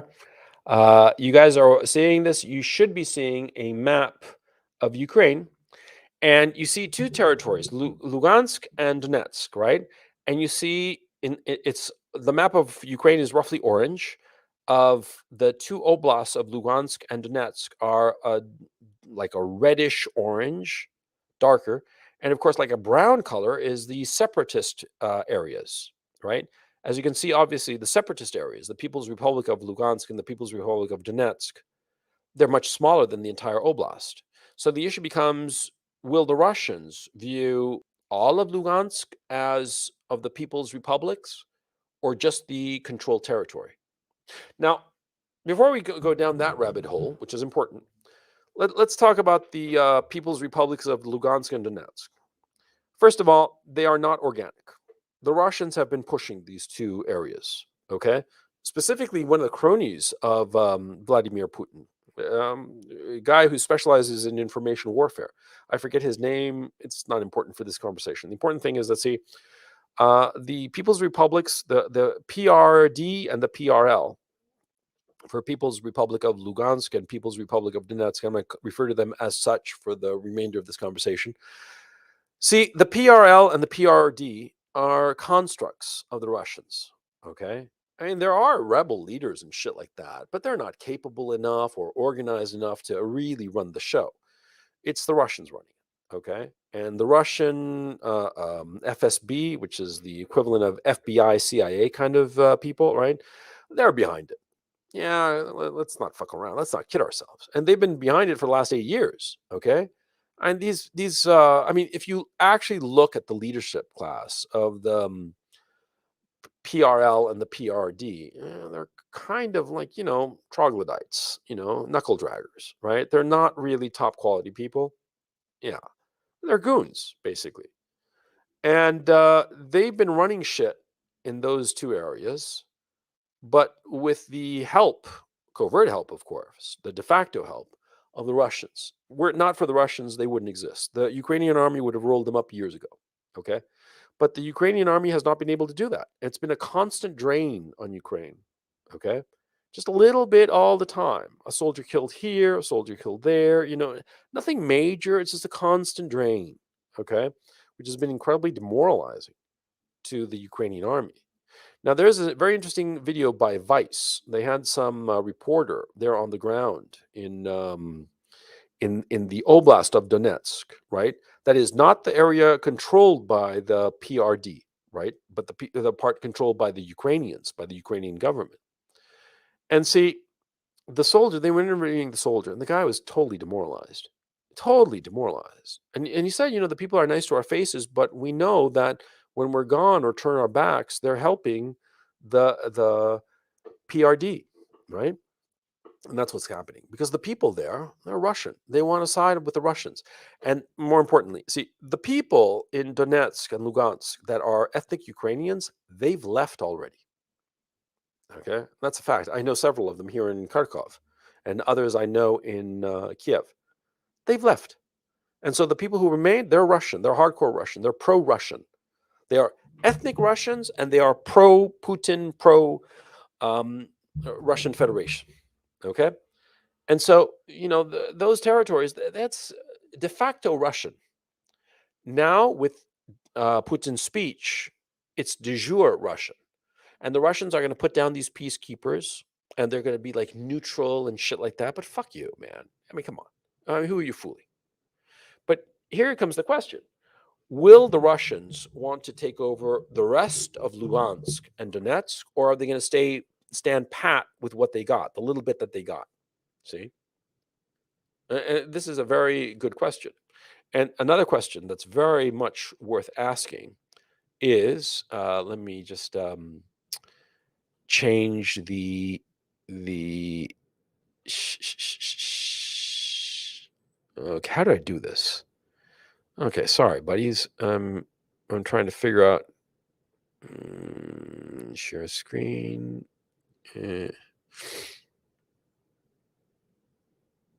Oh, here. See, the issue becomes, the quick key question, will the Ukrainian army pull back or will they attack? And this is a key question. Okay. I mean, quite apart from the original question that I said, whether the Russians will be satisfied with the territory that they have, or will they try to expand and control the entire oblast?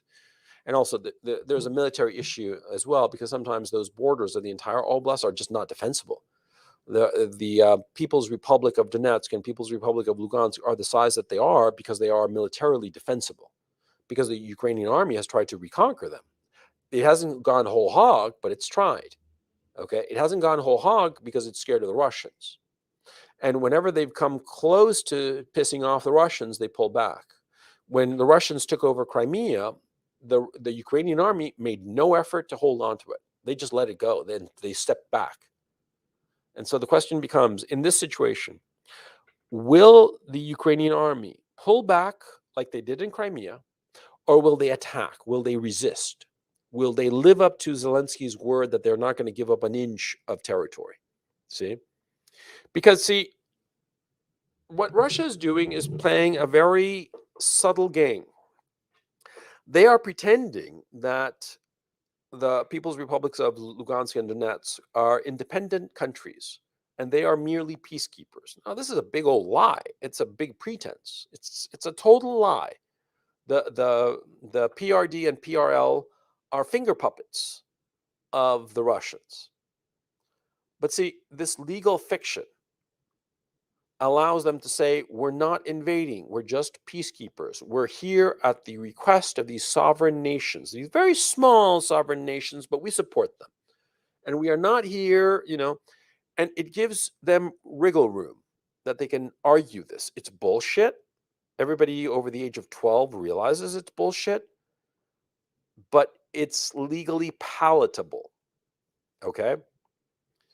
And also, what's key is that it gives the Europeans and the Americans an out. Okay? Because you can't really say the Russians invaded. And here's another thing too, and somebody else on Twitter pointed this out.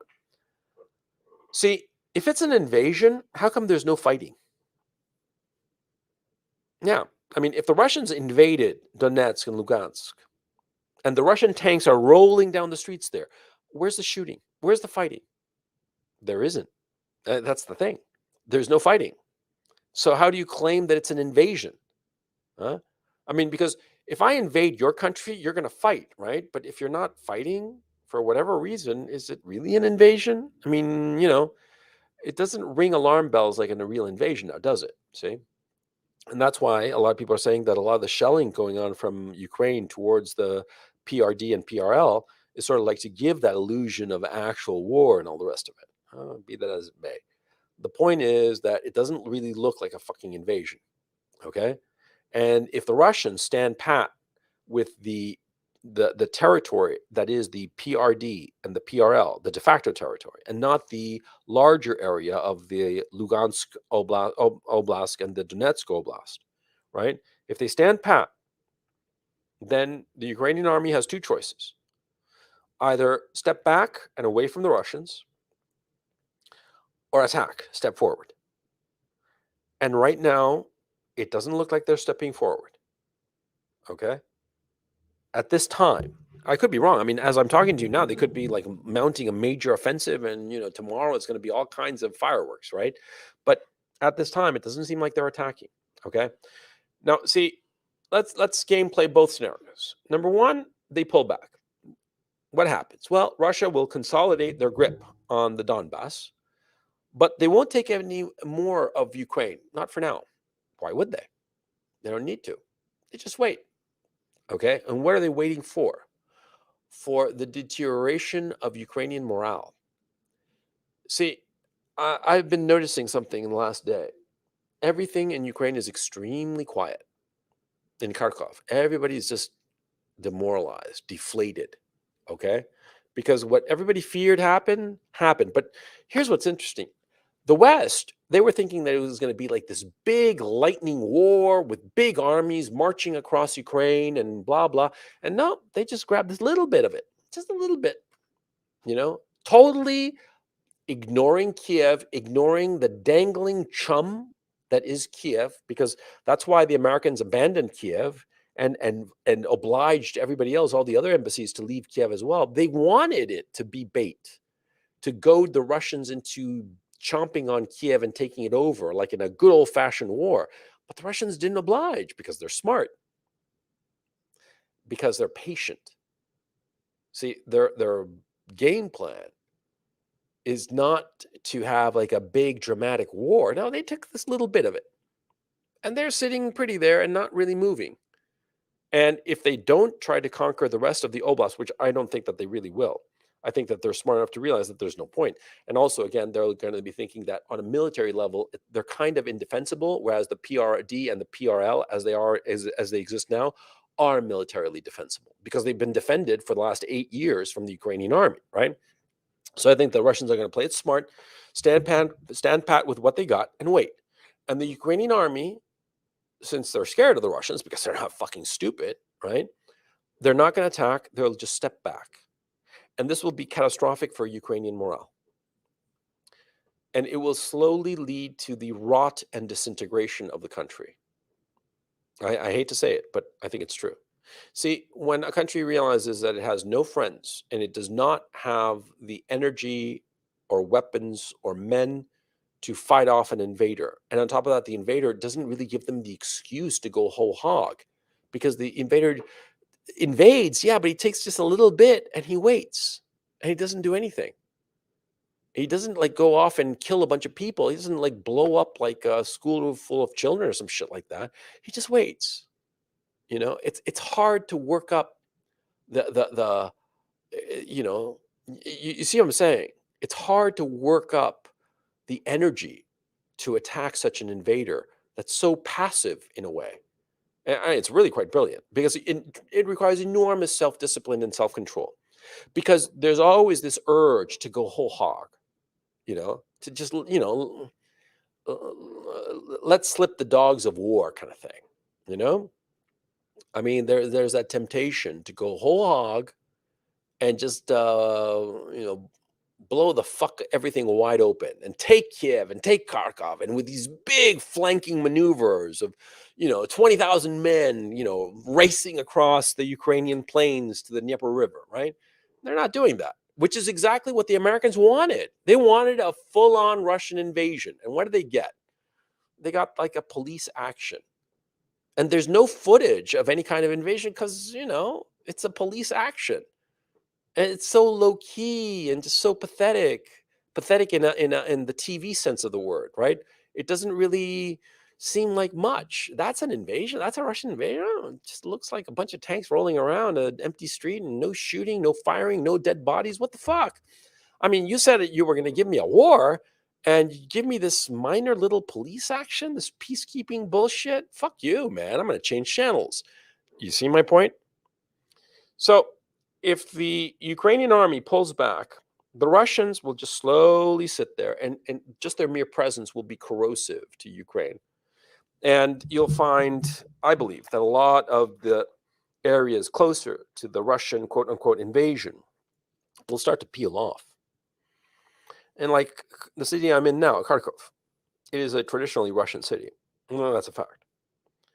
It's a traditionally Russian city, even though at one point it actually was the capital of Ukraine, but the capital of Ukraine as an administrative division within the Soviet Union, not historically. It's got Russian language, Russian architecture. It's Russian. It's a Russian city, like it or not. Okay. And so it's a city that I could easily see melting back into Russia. Mm. With no real effort, with no real, no big Sturm und Drang, but just like slowly, just like, oh, let's become Russian. You know, hell, most of the people here, apart from being all of them Russian speakers, because they are all Russian speakers. The other fact too is that most of them have a lot of family in Russia.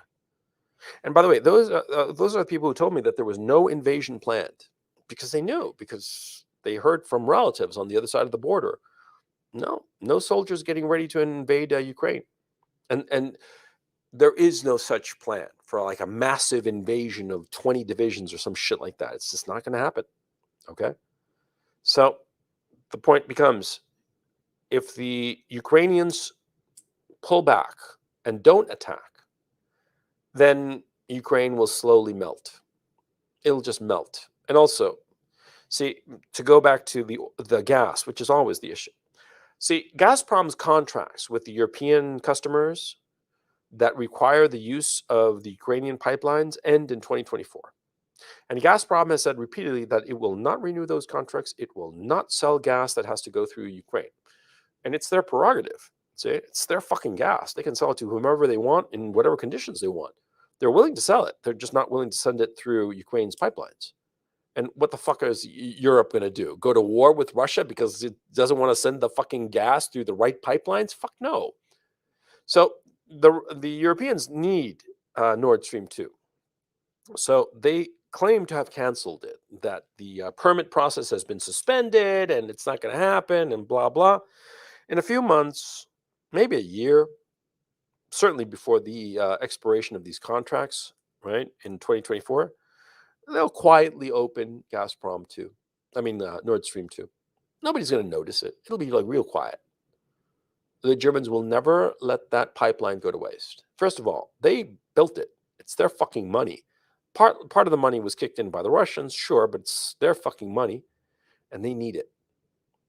So now, after Putin's speech where he recognized Lugansk and Donetsk, yeah, they're saying that, Nord Stream 2 is dead. And a lot of politicians in Washington, Ted Cruz among them, who have this hard on over it, which again comes from the fact that a lot of people in America who descend from people with an ancient ethnic hatred of Russia, they actually think that canceling Nord Stream 2 hurts the Russians. And they're so stupid because it doesn't. You see, Nord Stream 2 provides gas to Europe, right? But the Russians, over the past 8 years, have built a whole bunch of other pipelines that go to Asia, to China specifically, and Vietnam, Laos, and Cambodia, East Asia. A lot of the continent, and some to South Korea too. And just recently now, the Chinese and the Russians, Putin and Xi, they signed some contracts approving 2 more pipelines between the two countries. One of them pretty major, one of them minor, but it doesn't really matter. It just adds to that network of pipelines. If Russia loses all its European customers, it's not going to lose a cent. It's not. The gas rather, is going to flow to China and East Asia. A lot of people are saying how the Russian stock market collapsed today. Oh my God, it collapsed, blah, blah. Yeah, but the thing is, see, the Russians are making more money now than ever before. Because, see, because of this crisis, petroleum, is definitively over $100 a barrel. And what is one of Russia's major exports? Petroleum. And by the way, the price of natural gas is dependent on the price of petroleum. It's a sophisticated and complicated formula. It's bespoke, as I mentioned before. It's not important for this conversation, but just to clue you in, they're making money off of this thing. Okay. And by the way, John McCain always said that Russia is a gas station masquerading as a country. And it's a funny quip, and it might have been true in the '90s, but not today. Do you know how much the petrochemical industry contributes to Russia's GDP? It depends on how you measure it, but between 10 and 20% of Russian GDP. That's a lot, but it's not the whole fucking thing now, is it? Mm. And on top of that, they're making money off of this thing. And on top of that, see, these excess profits, because it comes from these state monopolies, the Russian state is getting all this extra cash for its foreign currency reserves. And how much are their foreign currency reserves at this time? $685 billion. That's what they've got in the kitty right now. The only other country in the world that has a positive balance of payments of this size is the Netherlands. And they don't even come close. Okay. I think it's like 14, 15 billion in the Netherlands. And I think that they've eaten up a chunk of that on the whole COVID thing. Okay. And so the Russians, man, they're sitting on a fucking pot of money. The only other country in the world that actually does have such a forex. Actually, I was mistaken. There are two other countries. There's China, of course, which has like $8 trillion, which is reasonable considering the size of the economy and whatnot. And Norway, it has like $1 trillion, I think, because the Norwegians are very smart about their petroleum and the money coming in from that. But that's another story. The Russians are doing very well financially, and they're going to be doing even better because of this crisis. They're going to be making more money. And yeah, the Russian stock market might have, cratered and all the rest of it, talk of war, blah, blah. But all the markets are in trouble. And as I'm talking to you now, I haven't looked at the American stock market. I really, really wonder how it's doing. And chat, if you guys want to, if somebody can give me the quick numbers there, you know. And no, I'm not pro-Russian, okay? I'm just saying this is the way things are, okay? I don't know if Sandy's saying that I'm pro-Russian. If people want to say that I'm pro-Russian, that's just dumb. That's like saying, I'm watching a football game, right? And the Rams are winning 21-7 against the Jets. I'm saying, oh, the Rams have a really good quarterback and he's nailing all those long passes, man. And the Jets, man, their defense is shit. Does that mean that I'm pro Rams? No, I'm just calling the fucking game, man. I mean, I call them like I see them. And there's no, I don't have a dog in this race or in this fight or a pony in this race. Okay. I mean, I care about Kharkov where I live, sure, but do I care, in any more sense than that? No, not really. I'm not Ukrainian. I'm not Russian. I look at this and I think it's sad. I think that both sides have made horrible mistakes. And I think also some of those mistakes have been even worse than others and just stupid and greedy and whatnot. But I'm not going to go into specifics because, like I say, I don't want to create difficulty for myself living here in Ukraine. In case somebody records something that I've said and passes it on to who knows what and tries to make my life difficult in Ukraine, I never want to do that. So I'm going to be discreet about what I'm saying. But the truth, I mean, if we're talking truth here, right? Things are going Russia's way. They're winning. Simple as that. They've got money. They got the military. They are they have stuck a dagger in the soul of Ukraine. Okay, not the body, in the soul. I think that this is actually more catastrophic in many ways and more subtle ways than people might realize, because they say, "Oh, it's an invasion," but after a while, they're going to realize, well, not a hell of a lot has changed, which is true.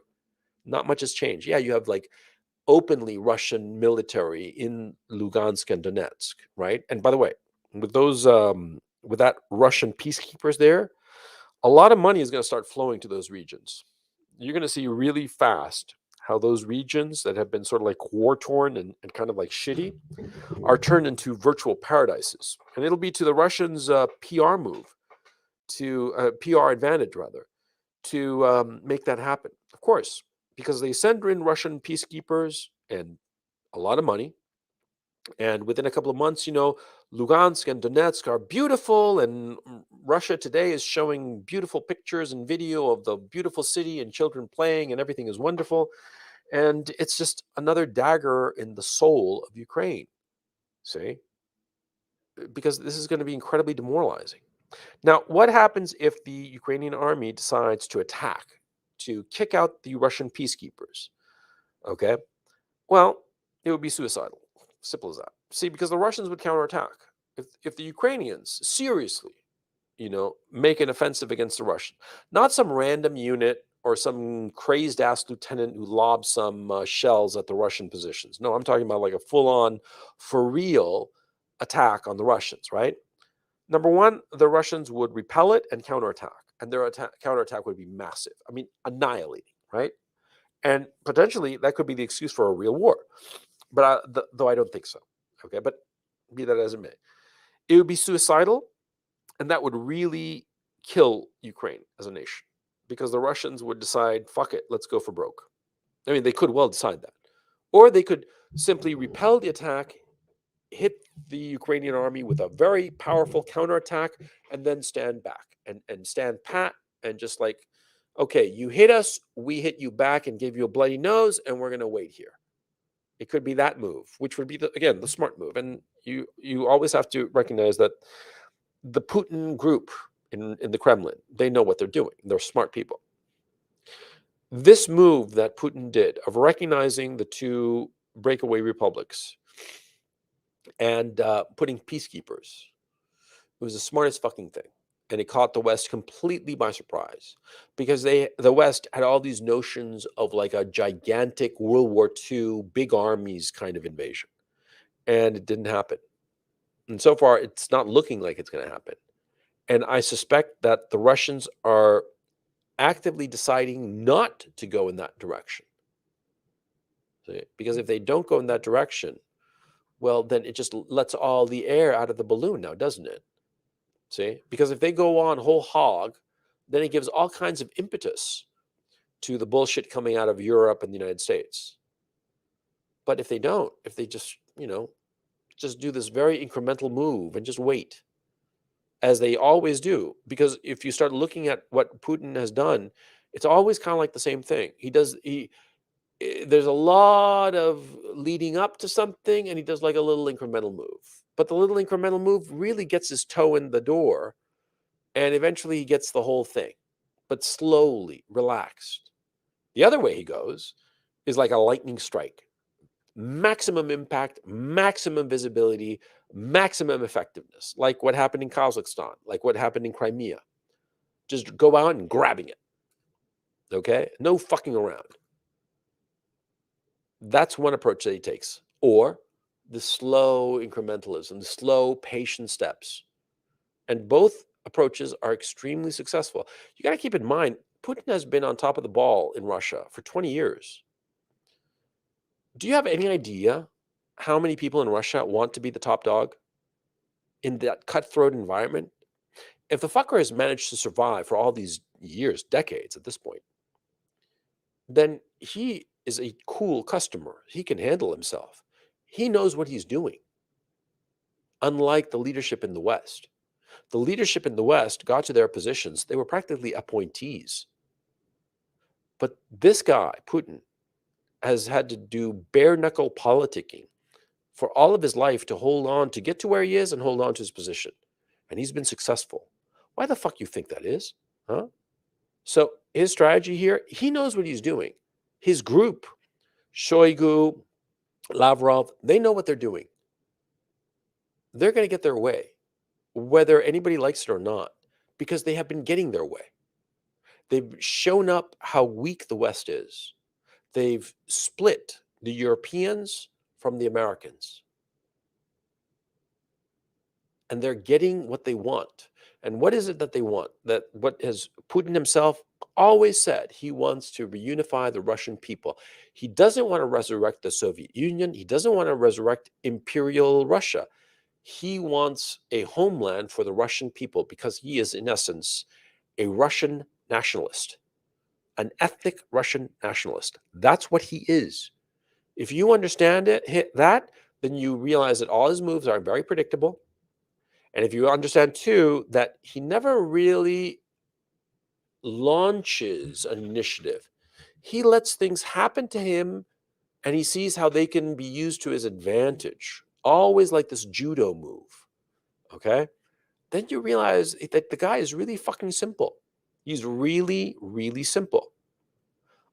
I suspect that there's going to be a lot of noise in Ukraine, and there might be some random attacks in Lugansk and Donetsk. But in the end, the Russians are going to just muddle through and pretend that they're just holding on and not really doing anything, and slowly just because Ukraine is sort of like a sandcastle, okay, and the tide is coming in.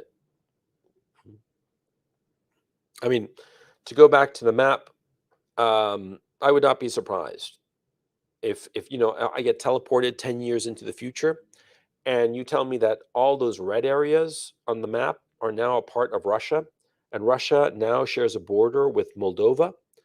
I would not be surprised. I would not be surprised at all. Okay. And the only thing I'd be surprised about is that how long it took, because I'm betting 5 years. Okay. I mean, the way things are going, that little toehold that the Russians have now, they're going to expand it slowly, slowly. And it's not going to be that they're expanding it. It's the surrounding areas that are going to collapse towards them. Okay. If I had to guess, the next area to sort of like collapse towards them is going to be the area of Mariupol that's there on the map, and also Odessa, which, as I pointed out to you, if you look at this map, that's not very good, but where the C and K are of the letter of the word black go immediately north, straight up north, that's roughly where Odessa is. Okay. Yeah, I think that Odessa is going to fall into Russia. Yeah. And Mariupol for sure. See? And eventually Kharkov. Yeah. Yeah. And I think that that Ukraine will become a rump state. It will be a Mediterranean state. Yeah. And it will have Kiev as its capital, and its capital will be untouched, never conquered, not by the Russian army at any rate. But it will be surrounded on two sides by Russia and one side by Belarus, which is essentially Russia. That's what I think is going to happen.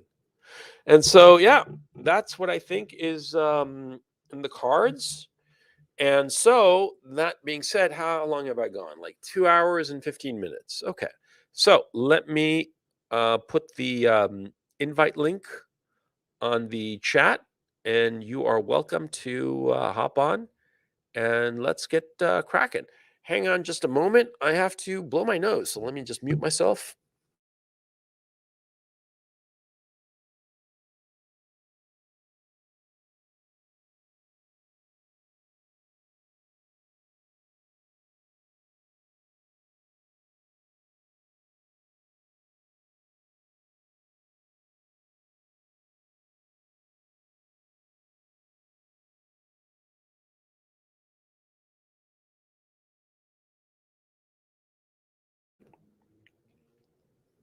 Let me hang on. Yeah, let's just, I don't need to do that. And I'll bring on Chris. And how's it going, Chris? Oh, yeah, give me a second. It was quite kind of loud. Good, man. How are you? I I'm see doing you. pretty good, pretty good. Did you got a cold? Yeah, and so tomorrow I'm supposed to fly, and so I don't know if I have COVID. If I have COVID, I'm fucked. But there's no way to Let's hope know. no. So yeah, I'm like, okay, well, I have it or I don't have it. I mean, there's nothing I can do about it, so I'll just go and find out. Fair You know? enough. My question to you is regarding Gazprom, because since this morning, since I saw that you are going to do a webinar regarding Ukraine and Russia on the situation about this, Sure, I've kept looking at the stocks at Gazprom. So for me right now, this is a more of a financial question. Uh, sure. is it a good time to buy stocks at I, Gazprom I right I now? cannot tell you that. I'm not a financial advisor. I think it would be legal if I did that, so I'm not gonna go there. Okay. I mean, your investment decisions are your own. I'm so sorry. I can't help you. Hmm. My train of thought was that because, well, of course, you're much older than me, and in the financial domain, you have a lot more experience than me. Yeah, but I can't advocate and tell you, yeah, go out and buy that share of whatever, and then it goes down, and Hmm. I potentially have liability for it. No, no, no, sorry, I can't. I Yeah, fair enough. But what? Okay, let's put it this way. What platform would you say is best to look for stocks and try to buy and sell? I'm not going to answer that question, and I'm going to have to kick you if you keep on pushing in that direction. Okay, fair Okay? enough. Fair enough. Fair enough. Okay. Fair enough. So regarding this Odessa thing, I think that you are right. From what I'm looking right now at the map that you presented it to us earlier, I would say that the plan of Putin right now would be like little by little Sure. to make Ukraine not part of Russia, but like a puppet state, Yeah, more or less. like what he's doing with Belarus. Exactly. Yeah, yeah, I Uh, would say that's his goal. Because at the end of the day, I've always said that you don't have to own something to control it, because what yeah, matters is control, not yeah, who owns it. Okay. yeah, Like for instance, you can have a minority stake in some company, but if you control it, you're the guy. You're the ones who matters. Okay. yeah, And so my sense is that Putin doesn't really care who owns Ukraine, it's who controls it. And his yeah. goal is to control that country. Yeah. Yeah, even from a logistical point of view, if you think about it, it's a lot easier to just control it than to have it inside your borders because you need Yeah. to invest a lot more money in it. Yeah, exactly. Exactly. It becomes your responsibility. Yeah, See? But if it's outside of your borders, it's some other sovereign country, and you're just like puppeteering it from afar, then you get all the benefits, but none of the costs. And so that's what I think is Putin's ultimate goal for Ukraine. yeah. Just as But it's his goal for Belarus, and it's his goal for Kazakhstan. Yeah. yeah. Do you think that he will make a move towards like the southern countries, like for example Romania, where do I live, or No, he doesn't Bulgaria? care because No, how many Russians live in Romania? not too many. In Moldova, in the Republic of Moldova, yes, there are a few of most of them because it was under a Russian But Romania, occupation. no, right? Not, no, no, no. In the eastern part, a little bit closer to the Ukrainian border, but Yeah, but not it's much. sort of like mixed, and yeah, it's Yeah, smattering. It's no big deal. Yeah, my country, Romania, is really interesting because if you look down to the south, it has a lot of Turkish influence. Sure. Yeah, here where I am, it's more of a Hungarian influence. So Hmm. it's a really interesting mix between all those three powers: the Ottoman Empire, if you think about it, Yeah, Austrian, Austro-Hungarian. Hungarian, and the Russian Empire. Yeah, yeah. Yeah, And so, yeah, I mean, but I wouldn't worry about it. Look, these processes are going to take decades, and these people, if anything, they are patient. They take their sweet time. They're in no rush to anything, you know. And hmm. so, yeah, we'll see how it goes, man. Anyway, great talking to you, man. You take it Thanks, easy, okay, man. Chris? You too. Take care. All the best. Hey, Timothy, how's it going? You there? Yep. Can you hear me okay? Yeah, I hear you fine. What's on your mind, man? So, I'm American, but I live in Bulgaria now. And Hmm. I was wondering, what do you think the impacts of this long term are going to be for like the EU and sort of do you see a potential fragmentation of Europe as a whole? Because there's lots of differing kind of opinions among European leaders as to how this is going to go. Yeah, I think that the Germans are just definitely going to go with the Russians because they see Germany, excuse me, they see Russia. The Germans see Russia as their future, just as the Chinese see Russia as their future for the same rough reasons. See, Russia has a lot of business opportunities, a lot of commodities, great commodity markets, so it can supply the commodity needs of big manufacturing countries like China, like Germany. And Right. Russia is very pro German and pro Chinese. And so there's no reason for any kind of antagonism between these three countries, either the Russia-German axis or the Russia-China axis. The German-China axis will always go through Russia. And so that's a natural fit. And that is not necessarily to the benefit of France, and certainly not to Italy and Spain and the Netherlands. And Right. so I think that those countries will kind of like peel off, you see. And Okay. as the European Union begins to really seriously falter, the Germans will have more and more of an impetus to pull out of the EU and pivot towards Russia. And I think that a lot of Americans fundamentally recognize this future possibility with Germany, and they don't want it to happen. But Yeah. I think it's just the natural gravitational pull. You see what I'm Hmm. saying? Of I do. self-interest. That's my thinking. And the countries that are like Bulgaria, the smaller countries, well, they're Yeah. going to have to figure out who are they aligned with. Are they aligned with the loser countries like France, like Spain, like Italy, or the winners like the Netherlands and Germany? Because Germany won the Second World War with the EU. Yeah. Let's not kid ourselves, okay? And so it seems very obvious that small countries have to make up their minds who are they going to be aligned to. And if they align with Germany and Germany successfully gets back on track with its burgeoning partnership with Russia, that's it. That's the future. Yeah.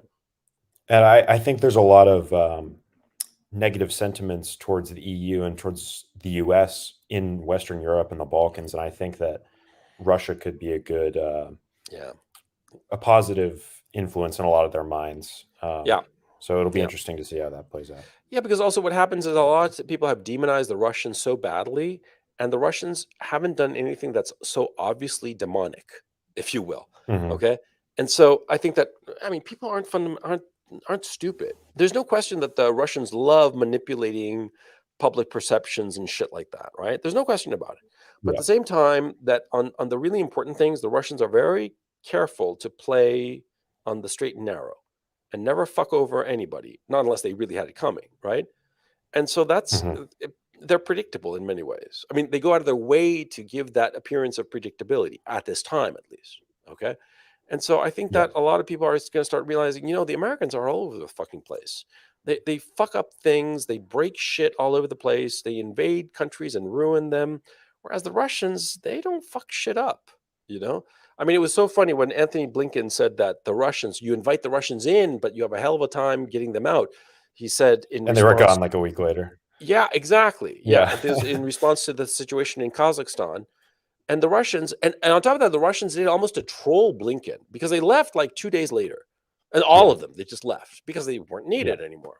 And the Russians aren't going to be doing something stupid just to get a headline, right? I mean, if they were Hmm. actually needed, they would have stayed, but they weren't needed. So they're gone. And just made Blinken look like a fool. Whereas the Yeah. Americans stayed 20 fucking years in Afghanistan for what reason? And then fucked over all the Afghans who helped them. Jesus Christ, Hmm. falling out of airplanes and shit like that. So anyway, yeah, I wouldn't worry. Anyway, what else is on your mind? That was really all I had to say. Thanks for having me on. Oh, my pleasure, man. And enjoy Bulgaria. What are you doing there, by the way? I'm a student. I'm studying. What are you I'm studying? 19, so European studies. Oh, wow. Yeah. How long are you gonna be there? Hopefully for 4 years, and then get permanent residence or move somewhere else in Eastern Europe, or Hmm. see where it takes me. I'm not too interested in going back to the US, so Have you been learning Russian? I've been trying to. I've been learning Bulgarian, and it's kind of a great gateway to Russian because it's one of the easier Slavic Cyrillic languages to learn. So I'm kind Well, of then, yeah, working you on got to both. get your Russian on point, okay? Because Hmm. Russian is the lingua franca of this whole area. So Yeah. be smart about it. Yeah.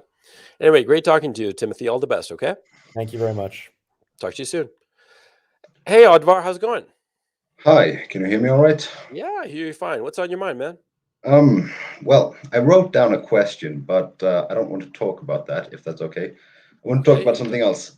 Sure. Yeah, I was pretty calm up until 30 seconds ago, and then I saw that I was up next, and my heart is just pounding right now. Did you take the clot shot? No, no, I'm pure-blooded.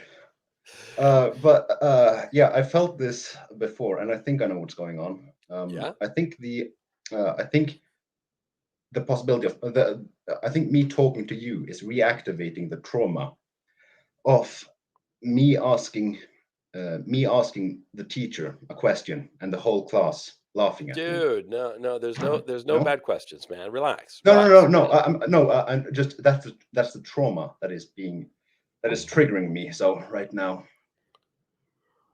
And Mhm. yeah, have you heard that story about you know, public schooling in the West was instituted because the industrialists wanted workers for their factories. Yeah, everyone knows that that's truth, and we're Yeah, seeing it now, aren't we? yeah, because I think we are an entire civilization of just traumatized people. I don't think anyone is okay after going through school. It is such an unnatural place to grow up.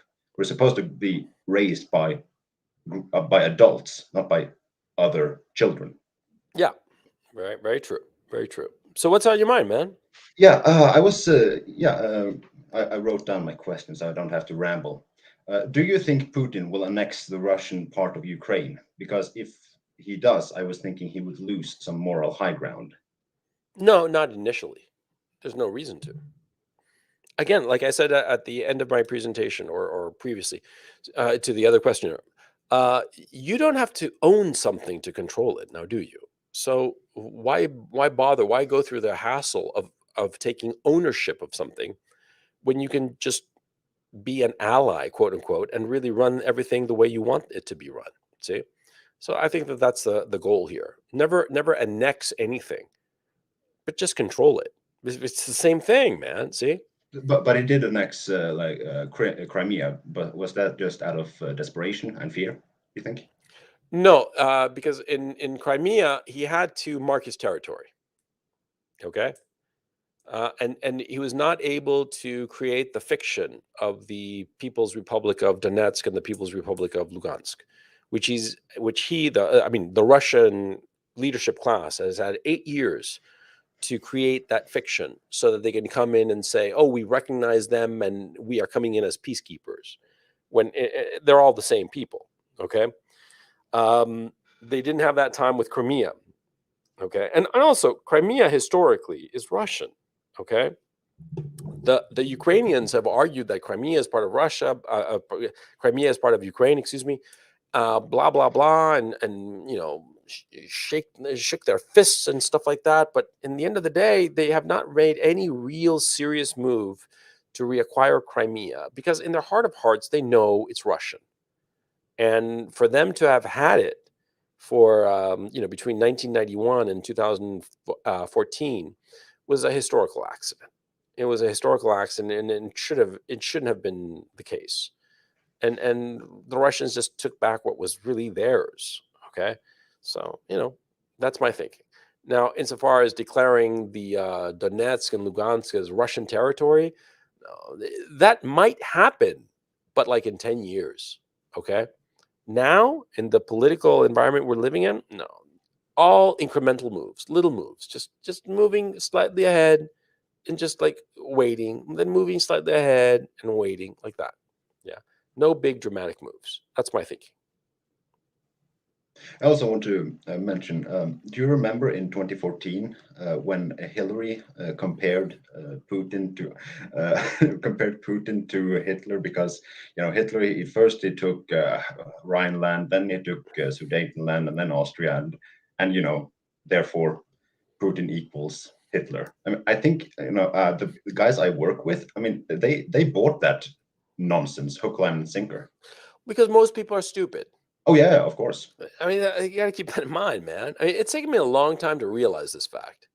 Okay, because I always assumed that everybody was like on my level, and if they didn't see shit, I was like, "Come on, man, it's right there. It's so fucking obvious."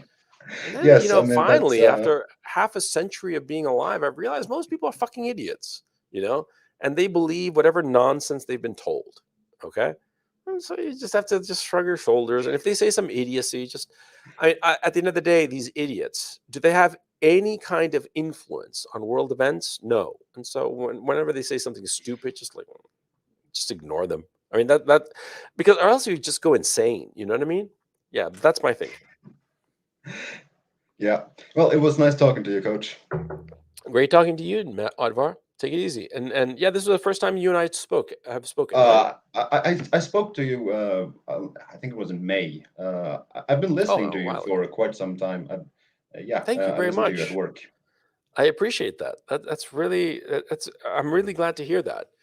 Because a lot of times too is that see this kind of hobby that I do is very alienating in many ways because you put out content and you see thousands of people watching you or listening to you or whatever, but you don't interact with them. They're Mhm. just numbers on a screen. It's very alienating in that regard. And so that's why I'm always thankful when I'm actually talking to somebody who's been listening to me for a while. So thank you very much, Advar. I very much appreciate it. You Well, have a I'm good day. flattered. Take it easy, man. All the best. Hey, LQ, how's it going? Hello, LQ, you there? LQ. I don't think he's there. Okay, Jimmy, how's it going? You there? Hi, can you hear me? Yeah, I hear you fine. What's on your mind, man? Not much. I was just wondering if you ever had the chance to read The Foundations of Geopolitics by Alexander Dugin. No, I haven't. What's he saying it? He's pretty much paralleling what you're trying to get across. I think it would be a good webinar if you went over some of the concepts in the book. Basically, it's just going Sure. over What's the name of the book again? The Foundations of Geopolitics, The Geopolitical Future of Russia by Alexander Dugin, or Dugin. The only issue is the book is written in Russian. I don't know if there's an English translation. I've been trying to find it, but pretty much everything you've been mentioning, excuse me, Mm-hmm. everything you've been mentioning about what's happening in the world right now is pretty much out of this playbook right here. Mm-hmm. So I think Yeah. Yeah. I Well, think you would benefit a lot. Sorry, I think you yeah, would yeah. benefit a lot, and the audience would too, because it's a very interesting read. I can only get synopsises. Well, I'll look for it, and I'm sure that there must be a PDF of somebody who's translated the whole thing. I mean, every prohibited book. I mean, if it hasn't been translated, it must be saying something that people in the West don't want to hear. Am I right? I mean, the main premise of the book is how Russia kind of goes against the Atlanticism of the world, basically. Yeah. It's a recent book, or when was it published? 97. Yeah. Yeah. Yeah, definitely gonna give it a read. Let me. The Foundations of Geopolitics by Alexander Dugin. Dugin. Dugin. Dugin. Correct. Okay. It's just like something quick out of its playbook, something along the lines of getting England out of the European Union was one of its plays. And then you see that with regards to Brexit. And then you were touching upon it earlier, but it also mentions how there should be a de facto alliance between Germany and Russia in order for, I guess, the Russian people to expand into the world. Yeah, I'm looking at it now on Wikipedia. The Foundations of Geopolitics, The Geopolitical Future of Russia, is a geopolitical book by Alexander Dugin. It has had some influence within the Russian military, police, and foreign policy elites, and has been used as a textbook in the Academy of the General Staff of the Russian military. Okay, so definitely this is a book that we want to read. Yeah, looking forward to it. Okay, take it easy, man. Anything else on your mind? I'm sorry. No, I just I tune in from time to time. I enjoy. And where are you content. at, by the way? What state are you in? I don't want to say. That's okay. No, that's fine. That's fine. You can say whatever you want. I think Mhm. you should open the door though for like a webinar where people can come and disagree with you. Oh yeah, I Usually do. I don't mind if people disagree with me, and actually, I would encourage it. But I don't know how to get the people who disagree. I mean, is anything in my presentation? Do you disagree with it? And if so, what did you disagree with, and why? This presentation, sorry, I had to tune in and out. I had some chores I needed to do. Sure, However, sure. Yeah, uh, go ahead.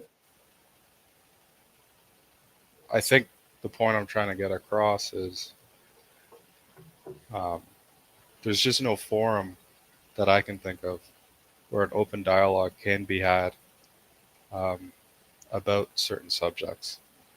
Oh Uh, no, no. and it's just I don't know how you could tackle that. I don't know how I could tackle that. I don't know how anyone could tackle that.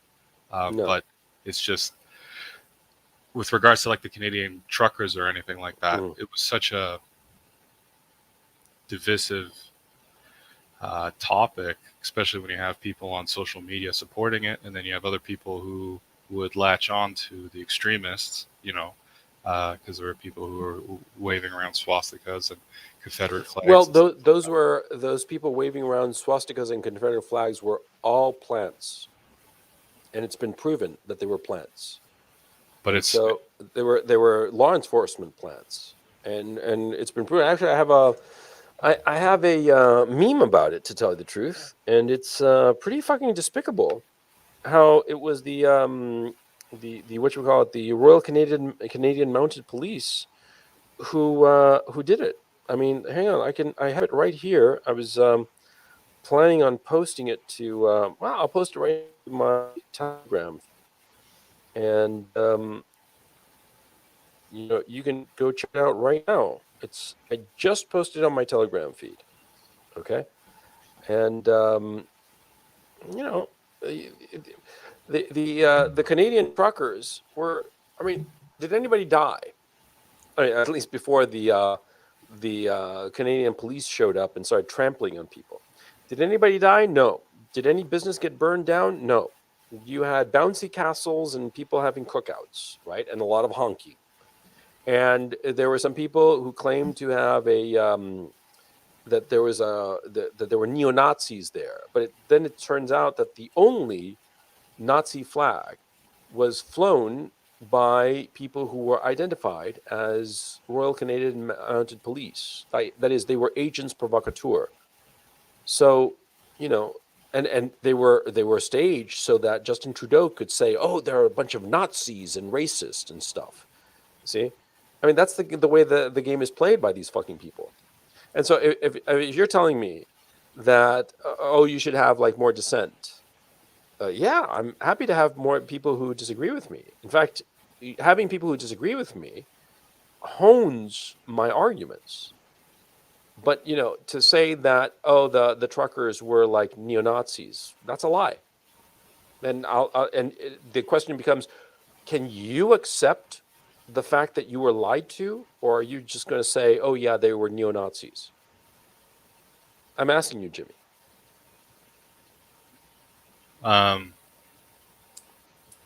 I'm just thinking. Sorry for the pause. So basically, you're willing to accept bullshit because it makes you feel good. No, I think Oh, because the truckers, they I don't want to legitimize their grievances. So yeah, they're Nazis. no. I I have mean, a is that point. your attitude? I have a point of view on the whole protest. I think What is your point of view? Say it like a man. Because I my don't po- hear you speaking like a man. So say it. What's your point of view? well, I And mean, why do you think of this point of view?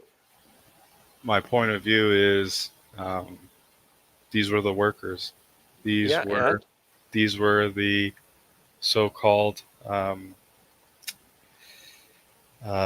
fucking what is it called? What were the nurses called? Essential workers. These were the essential workers that yeah. were standing up to the rules.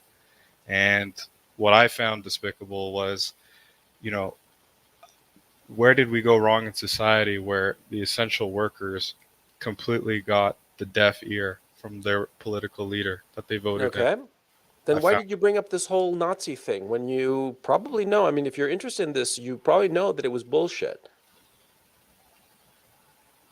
I brought it up because it's nothing against you or your channel. What I'm trying to say is there needs You, to be a discourse. I don't know you, whether it's in mainstream media, but there needs to be that counterbalance, and that's not happening, right? that No, counter. what you have is a leadership that is demonizing its own people, and it's a leadership that is creating false flags with Nazi flags, so that they can use their own op to discredit an entire movement. And you brought it up, and you're basically, from what I heard you, and I want to be really clear, because what I heard from you say is that, oh, the truckers were like neo-Nazis and like stuff. No, no, no, Uh, no. Are you You saying that? misunderstood. No, you misunderstood my whole point. Okay, then what are you saying?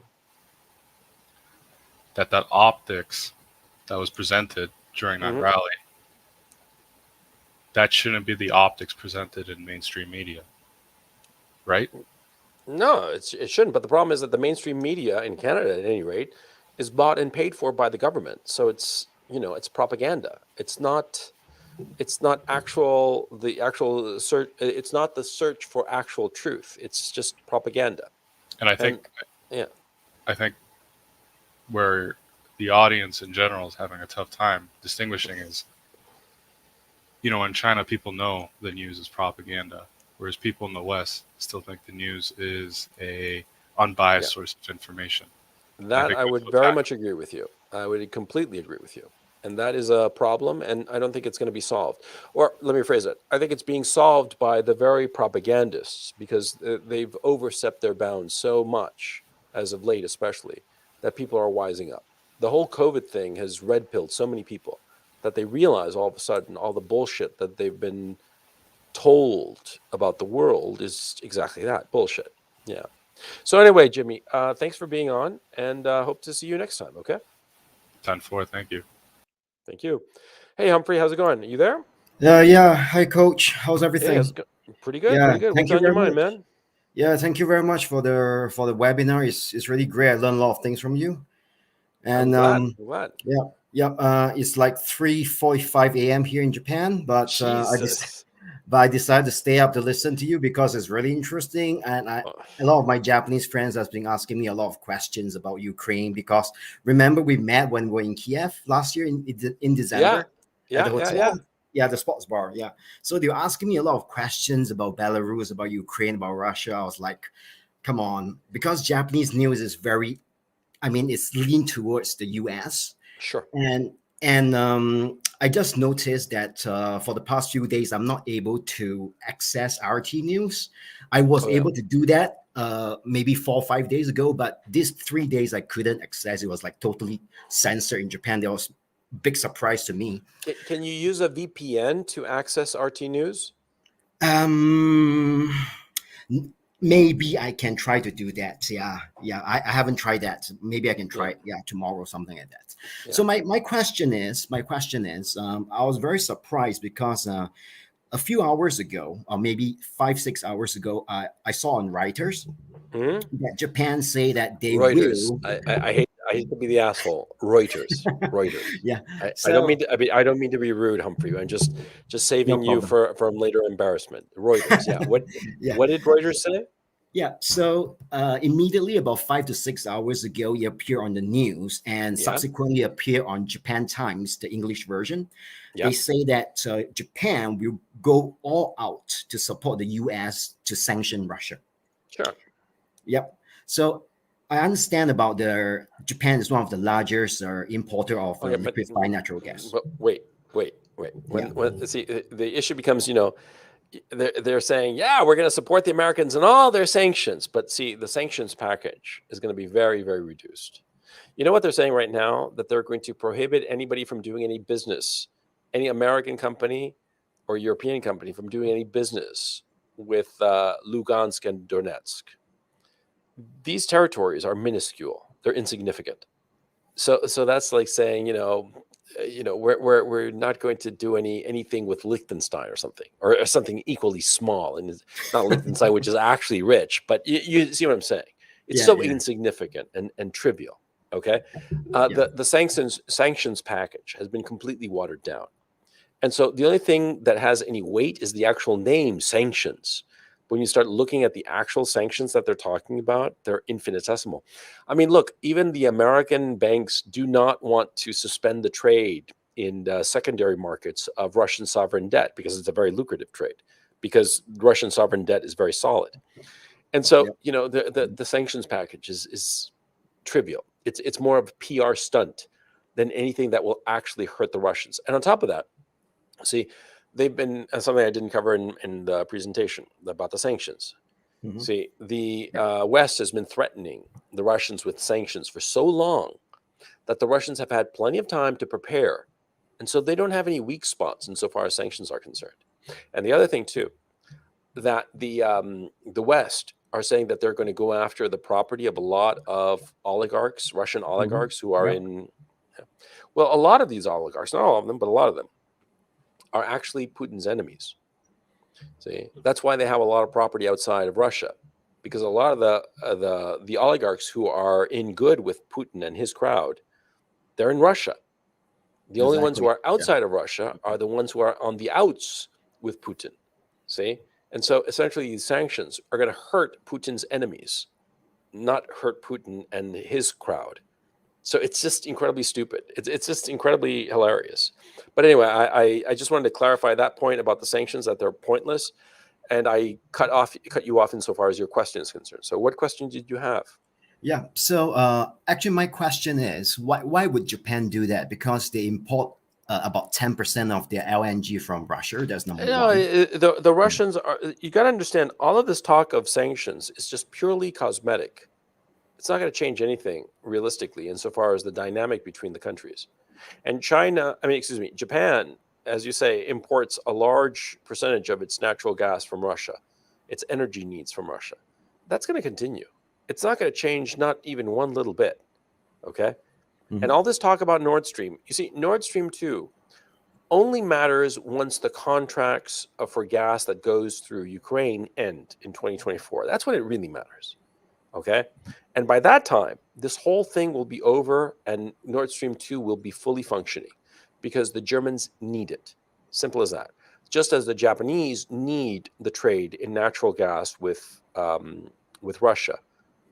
And the Japanese will say, yes, we support America and we'll go in on the sanctions package. But the thing is, the sanctions package is so trivial and insignificant and harmless to the Russians that and the Russians are sophisticated enough to realize that Japan has to say that because of their relationship with the United States. And so they're not going to hold it against the Japanese. So, I mean, Japan, bottom line, is not going to be affected by this whole thing at all. It's just a PR bullshit. It's just narrative bullshit. Okay. Okay. Yeah. I mean, so no concrete actions will be taken. It's just like lip service. Okay. It's all bullshit. Yeah. Yeah. Anything else on your mind, man? No, basically that's it. Yeah, because I've been reading a lot of news, a lot of people like just asking me a lot of questions because I was in Kiev. Yeah, so that was the situation. Yeah. Good to see you. Yeah, good hearing from you, man. Again. Yeah, I hope to talk to you again too. Take it easy. I hope to see you someday in Japan. I've never been. I want to go to Japan. Great. So, thank you. See you. Bye.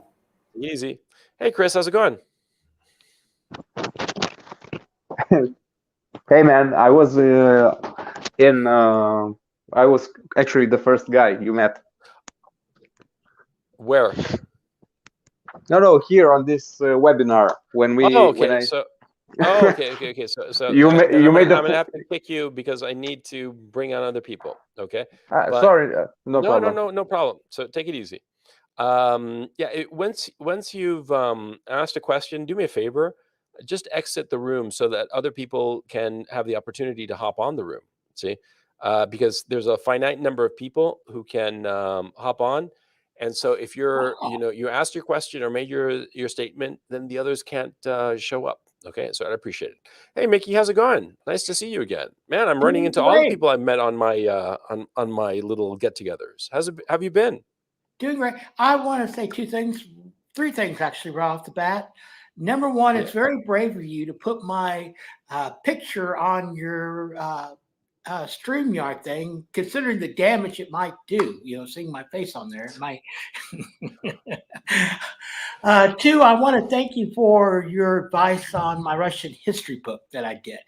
Your links and all that stuff. I'm nearly done with it, as a matter of fact. And I learned quite a bit about Russian history. So when we finally do meet again, I know what we're going to be Yeah. talking Yeah. about. How's And Georgia treating you? Are you having a good time there? I'm having a marvelous time, though. I think I am going to go to like Ukraine and Belarus and Russia, of course.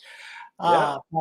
I'm going to get Russian down first to go up to Latvia. They've like 63% of the dating age population are women, and I want to help them out of their acute need there. You know what I'm saying? Yeah. Being the humble Christian guy that I am. Now, I'm going to cut this, I'm going to shorten the chat. If you look down at the private chat thing, you'll see what I want to discuss.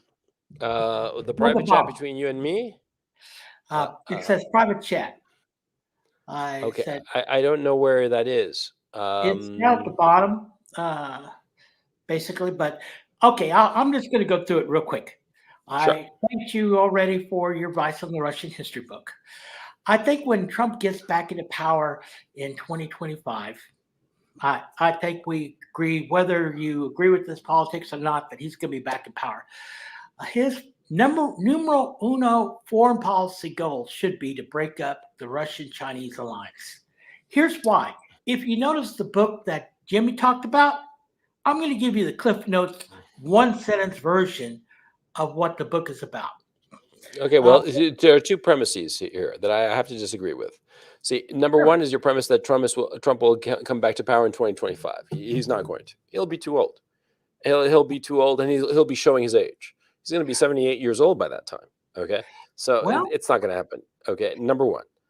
Number two, I mean, DeSantis will eat him for breakfast. Okay, and I don't really care that much for DeSantis. I'm not saying this like or anti-Trump or anything like that. I'm just saying as a practical matter.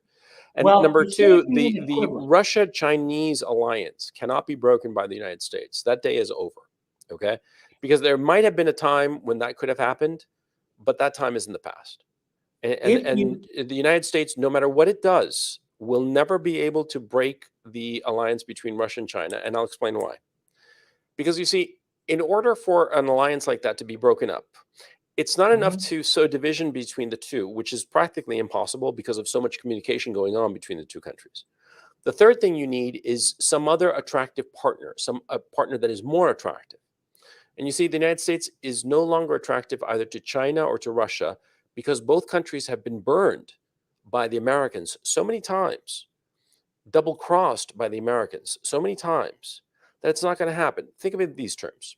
See, Russia is the husband, and the United States is the really hot wife. And this hot wife keeps cheating on him over and over and over again. And the husband has had this dopey girlfriend who's always like chasing after him. And she's not that pretty, not that sexy, but loyal, kind, takes care of him, is always nice to him, is always behind him, right? And he ignored her for the longest time. And then finally one day he opened his eyes and realized this dopey girl, China, is really good to him and really treats him with respect and is nice to him and is kind to him. And he runs off with her. He has a great relationship with her. And then the hot wife, the United States in this metaphor, now older, saggier, just like, too much booze, too much drugs, too much cock. Is the husband going to go for her? No. That's the situation the United States is in. It's never going to happen. It's never going to happen. And to have those kinds of illusions, you're just fooling yourself. You're setting yourself up for failure. It's not going to happen. The alliance between Russia and China is going to last a good 20, 30, 40 years. It's not going to be broken up because the United States sort of like, flashes its tits at Russia and says, come over here, big boy. I want to love you all over again. No, it's not going to happen. It's just not. Okay. I mean, that's the second premise, that it's just not going to happen. Okay. And the Americans and American people in general have this weird notion that everybody loves America automatically. Those days are gone. And the United States has only itself to blame because the United States mishandled this incredible gift, because there was a time in the past when all the countries in the world thought so highly of the United States. But over the last a couple of decades, and especially over the last 5 years, they've thrown away all of that goodwill. No country wants to be, friends with America anymore. It's a fact, man. It's a sad fact, but it's the truth. I'm not really disagreeing with what you're saying, but you mentioned the point, the strategy. I would go after them now, whether it's Trump or DeSantis. It's going to be an equivalent. It's going to be a populist Republican that's going to get in power.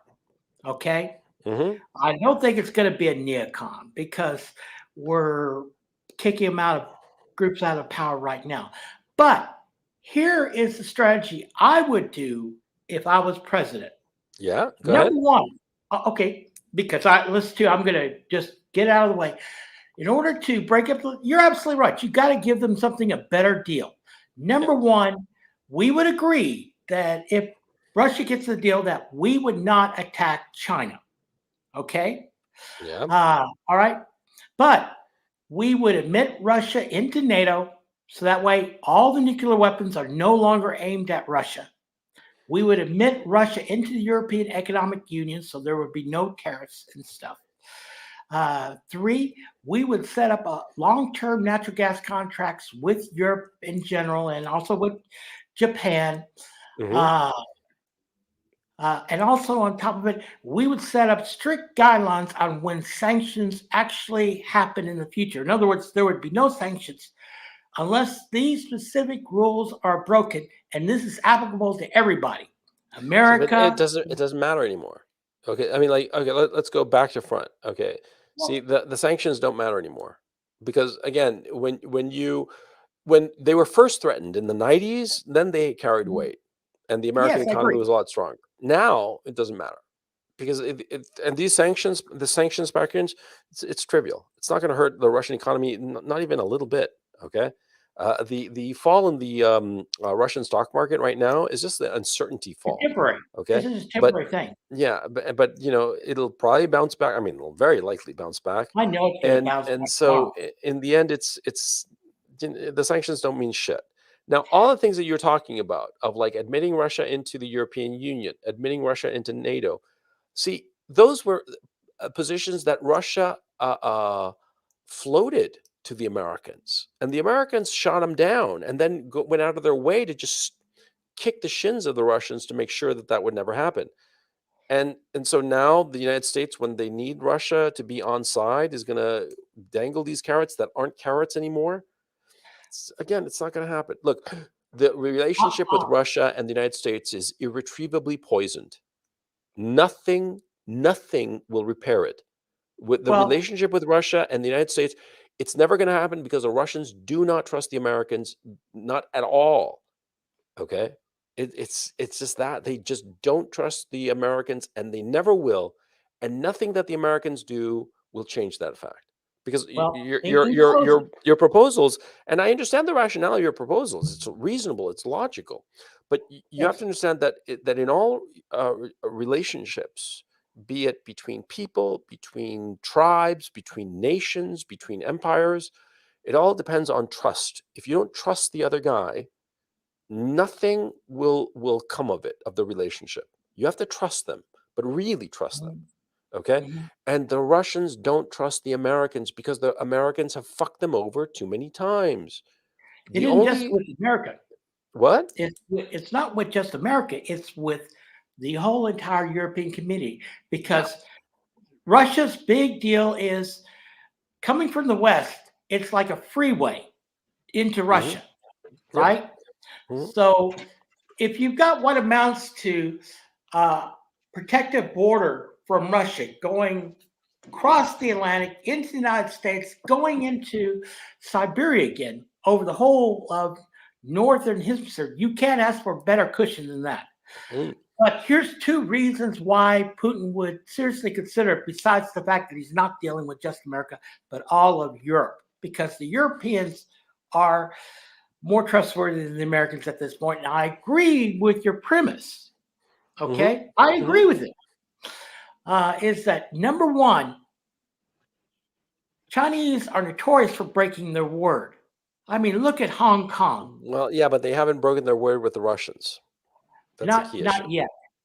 Well, But not yet, but so far they have a very solid relationship. the because I know China wants Siberia. No, they Okay. don't. They don't. No, that's that's neocon fantasy.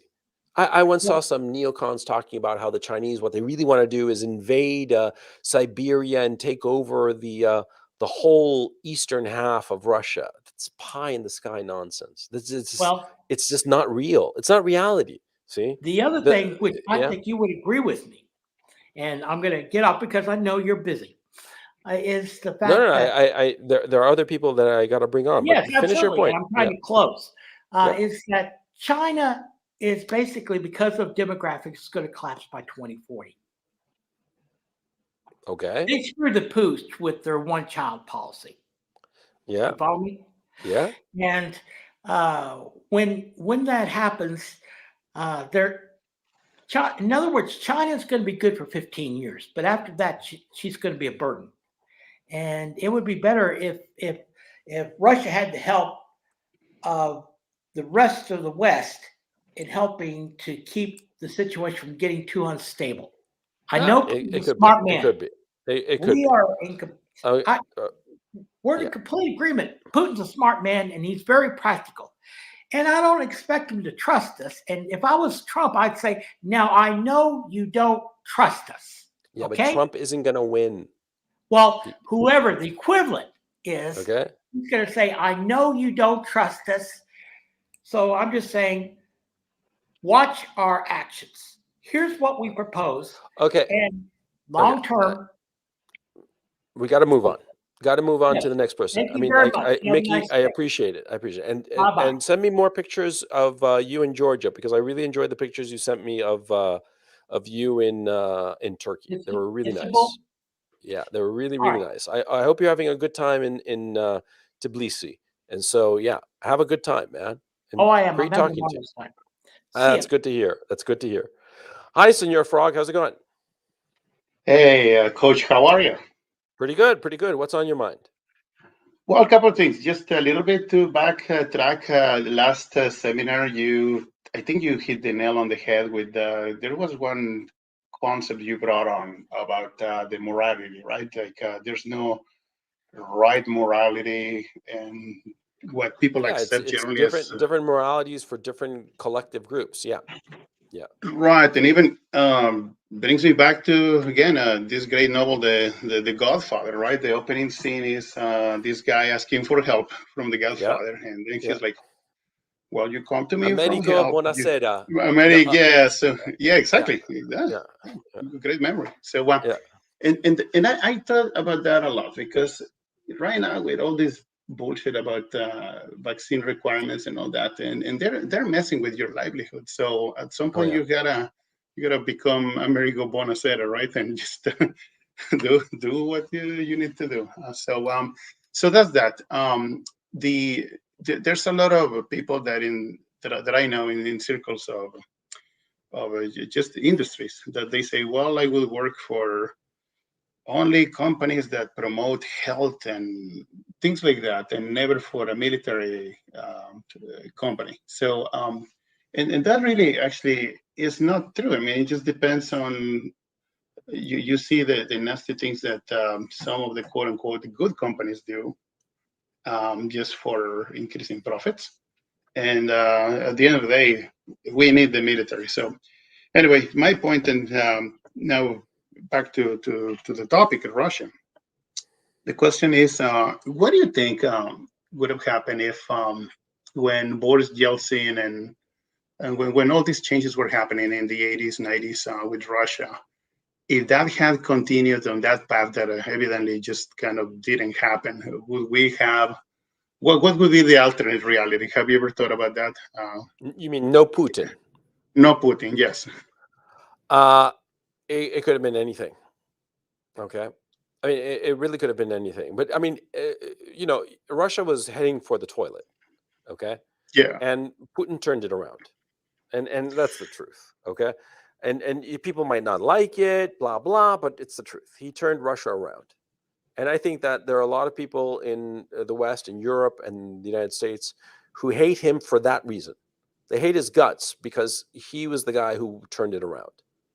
Okay, and that's Right. indisputably true. And I think that the Russians themselves realize it.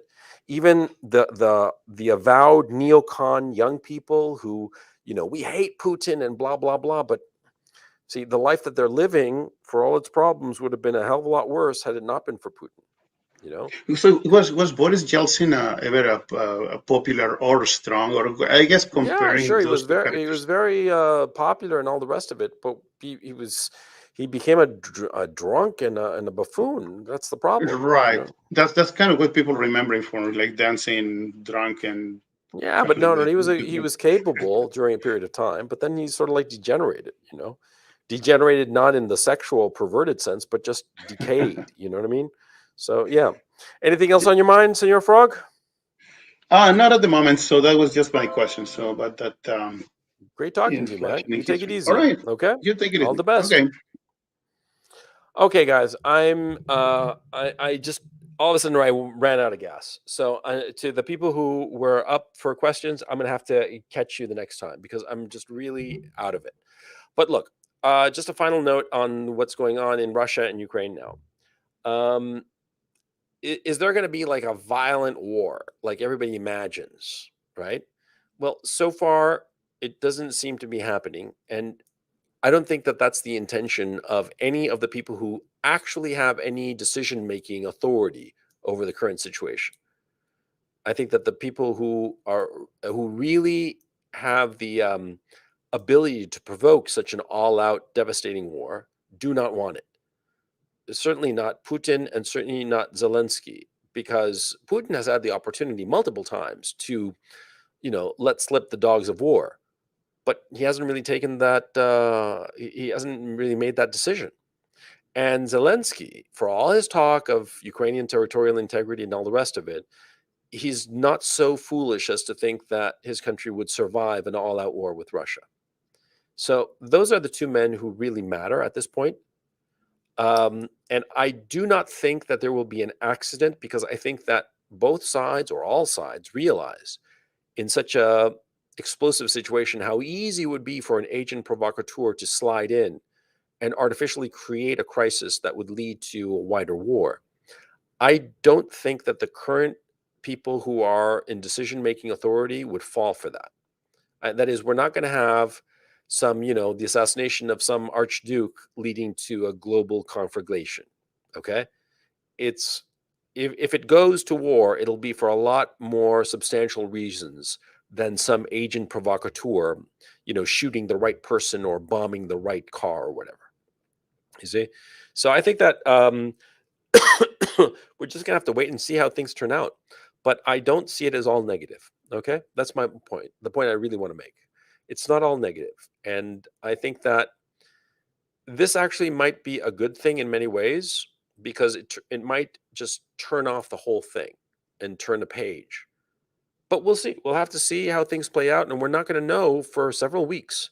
Okay, and I could be completely wrong on this last hope because it really is a hope on my part that things wind down and calm down and everybody moves on with their lives. But we'll only know in a few months. Okay. So you guys take it easy. It's great as always to be talking to you, and I will see you next time.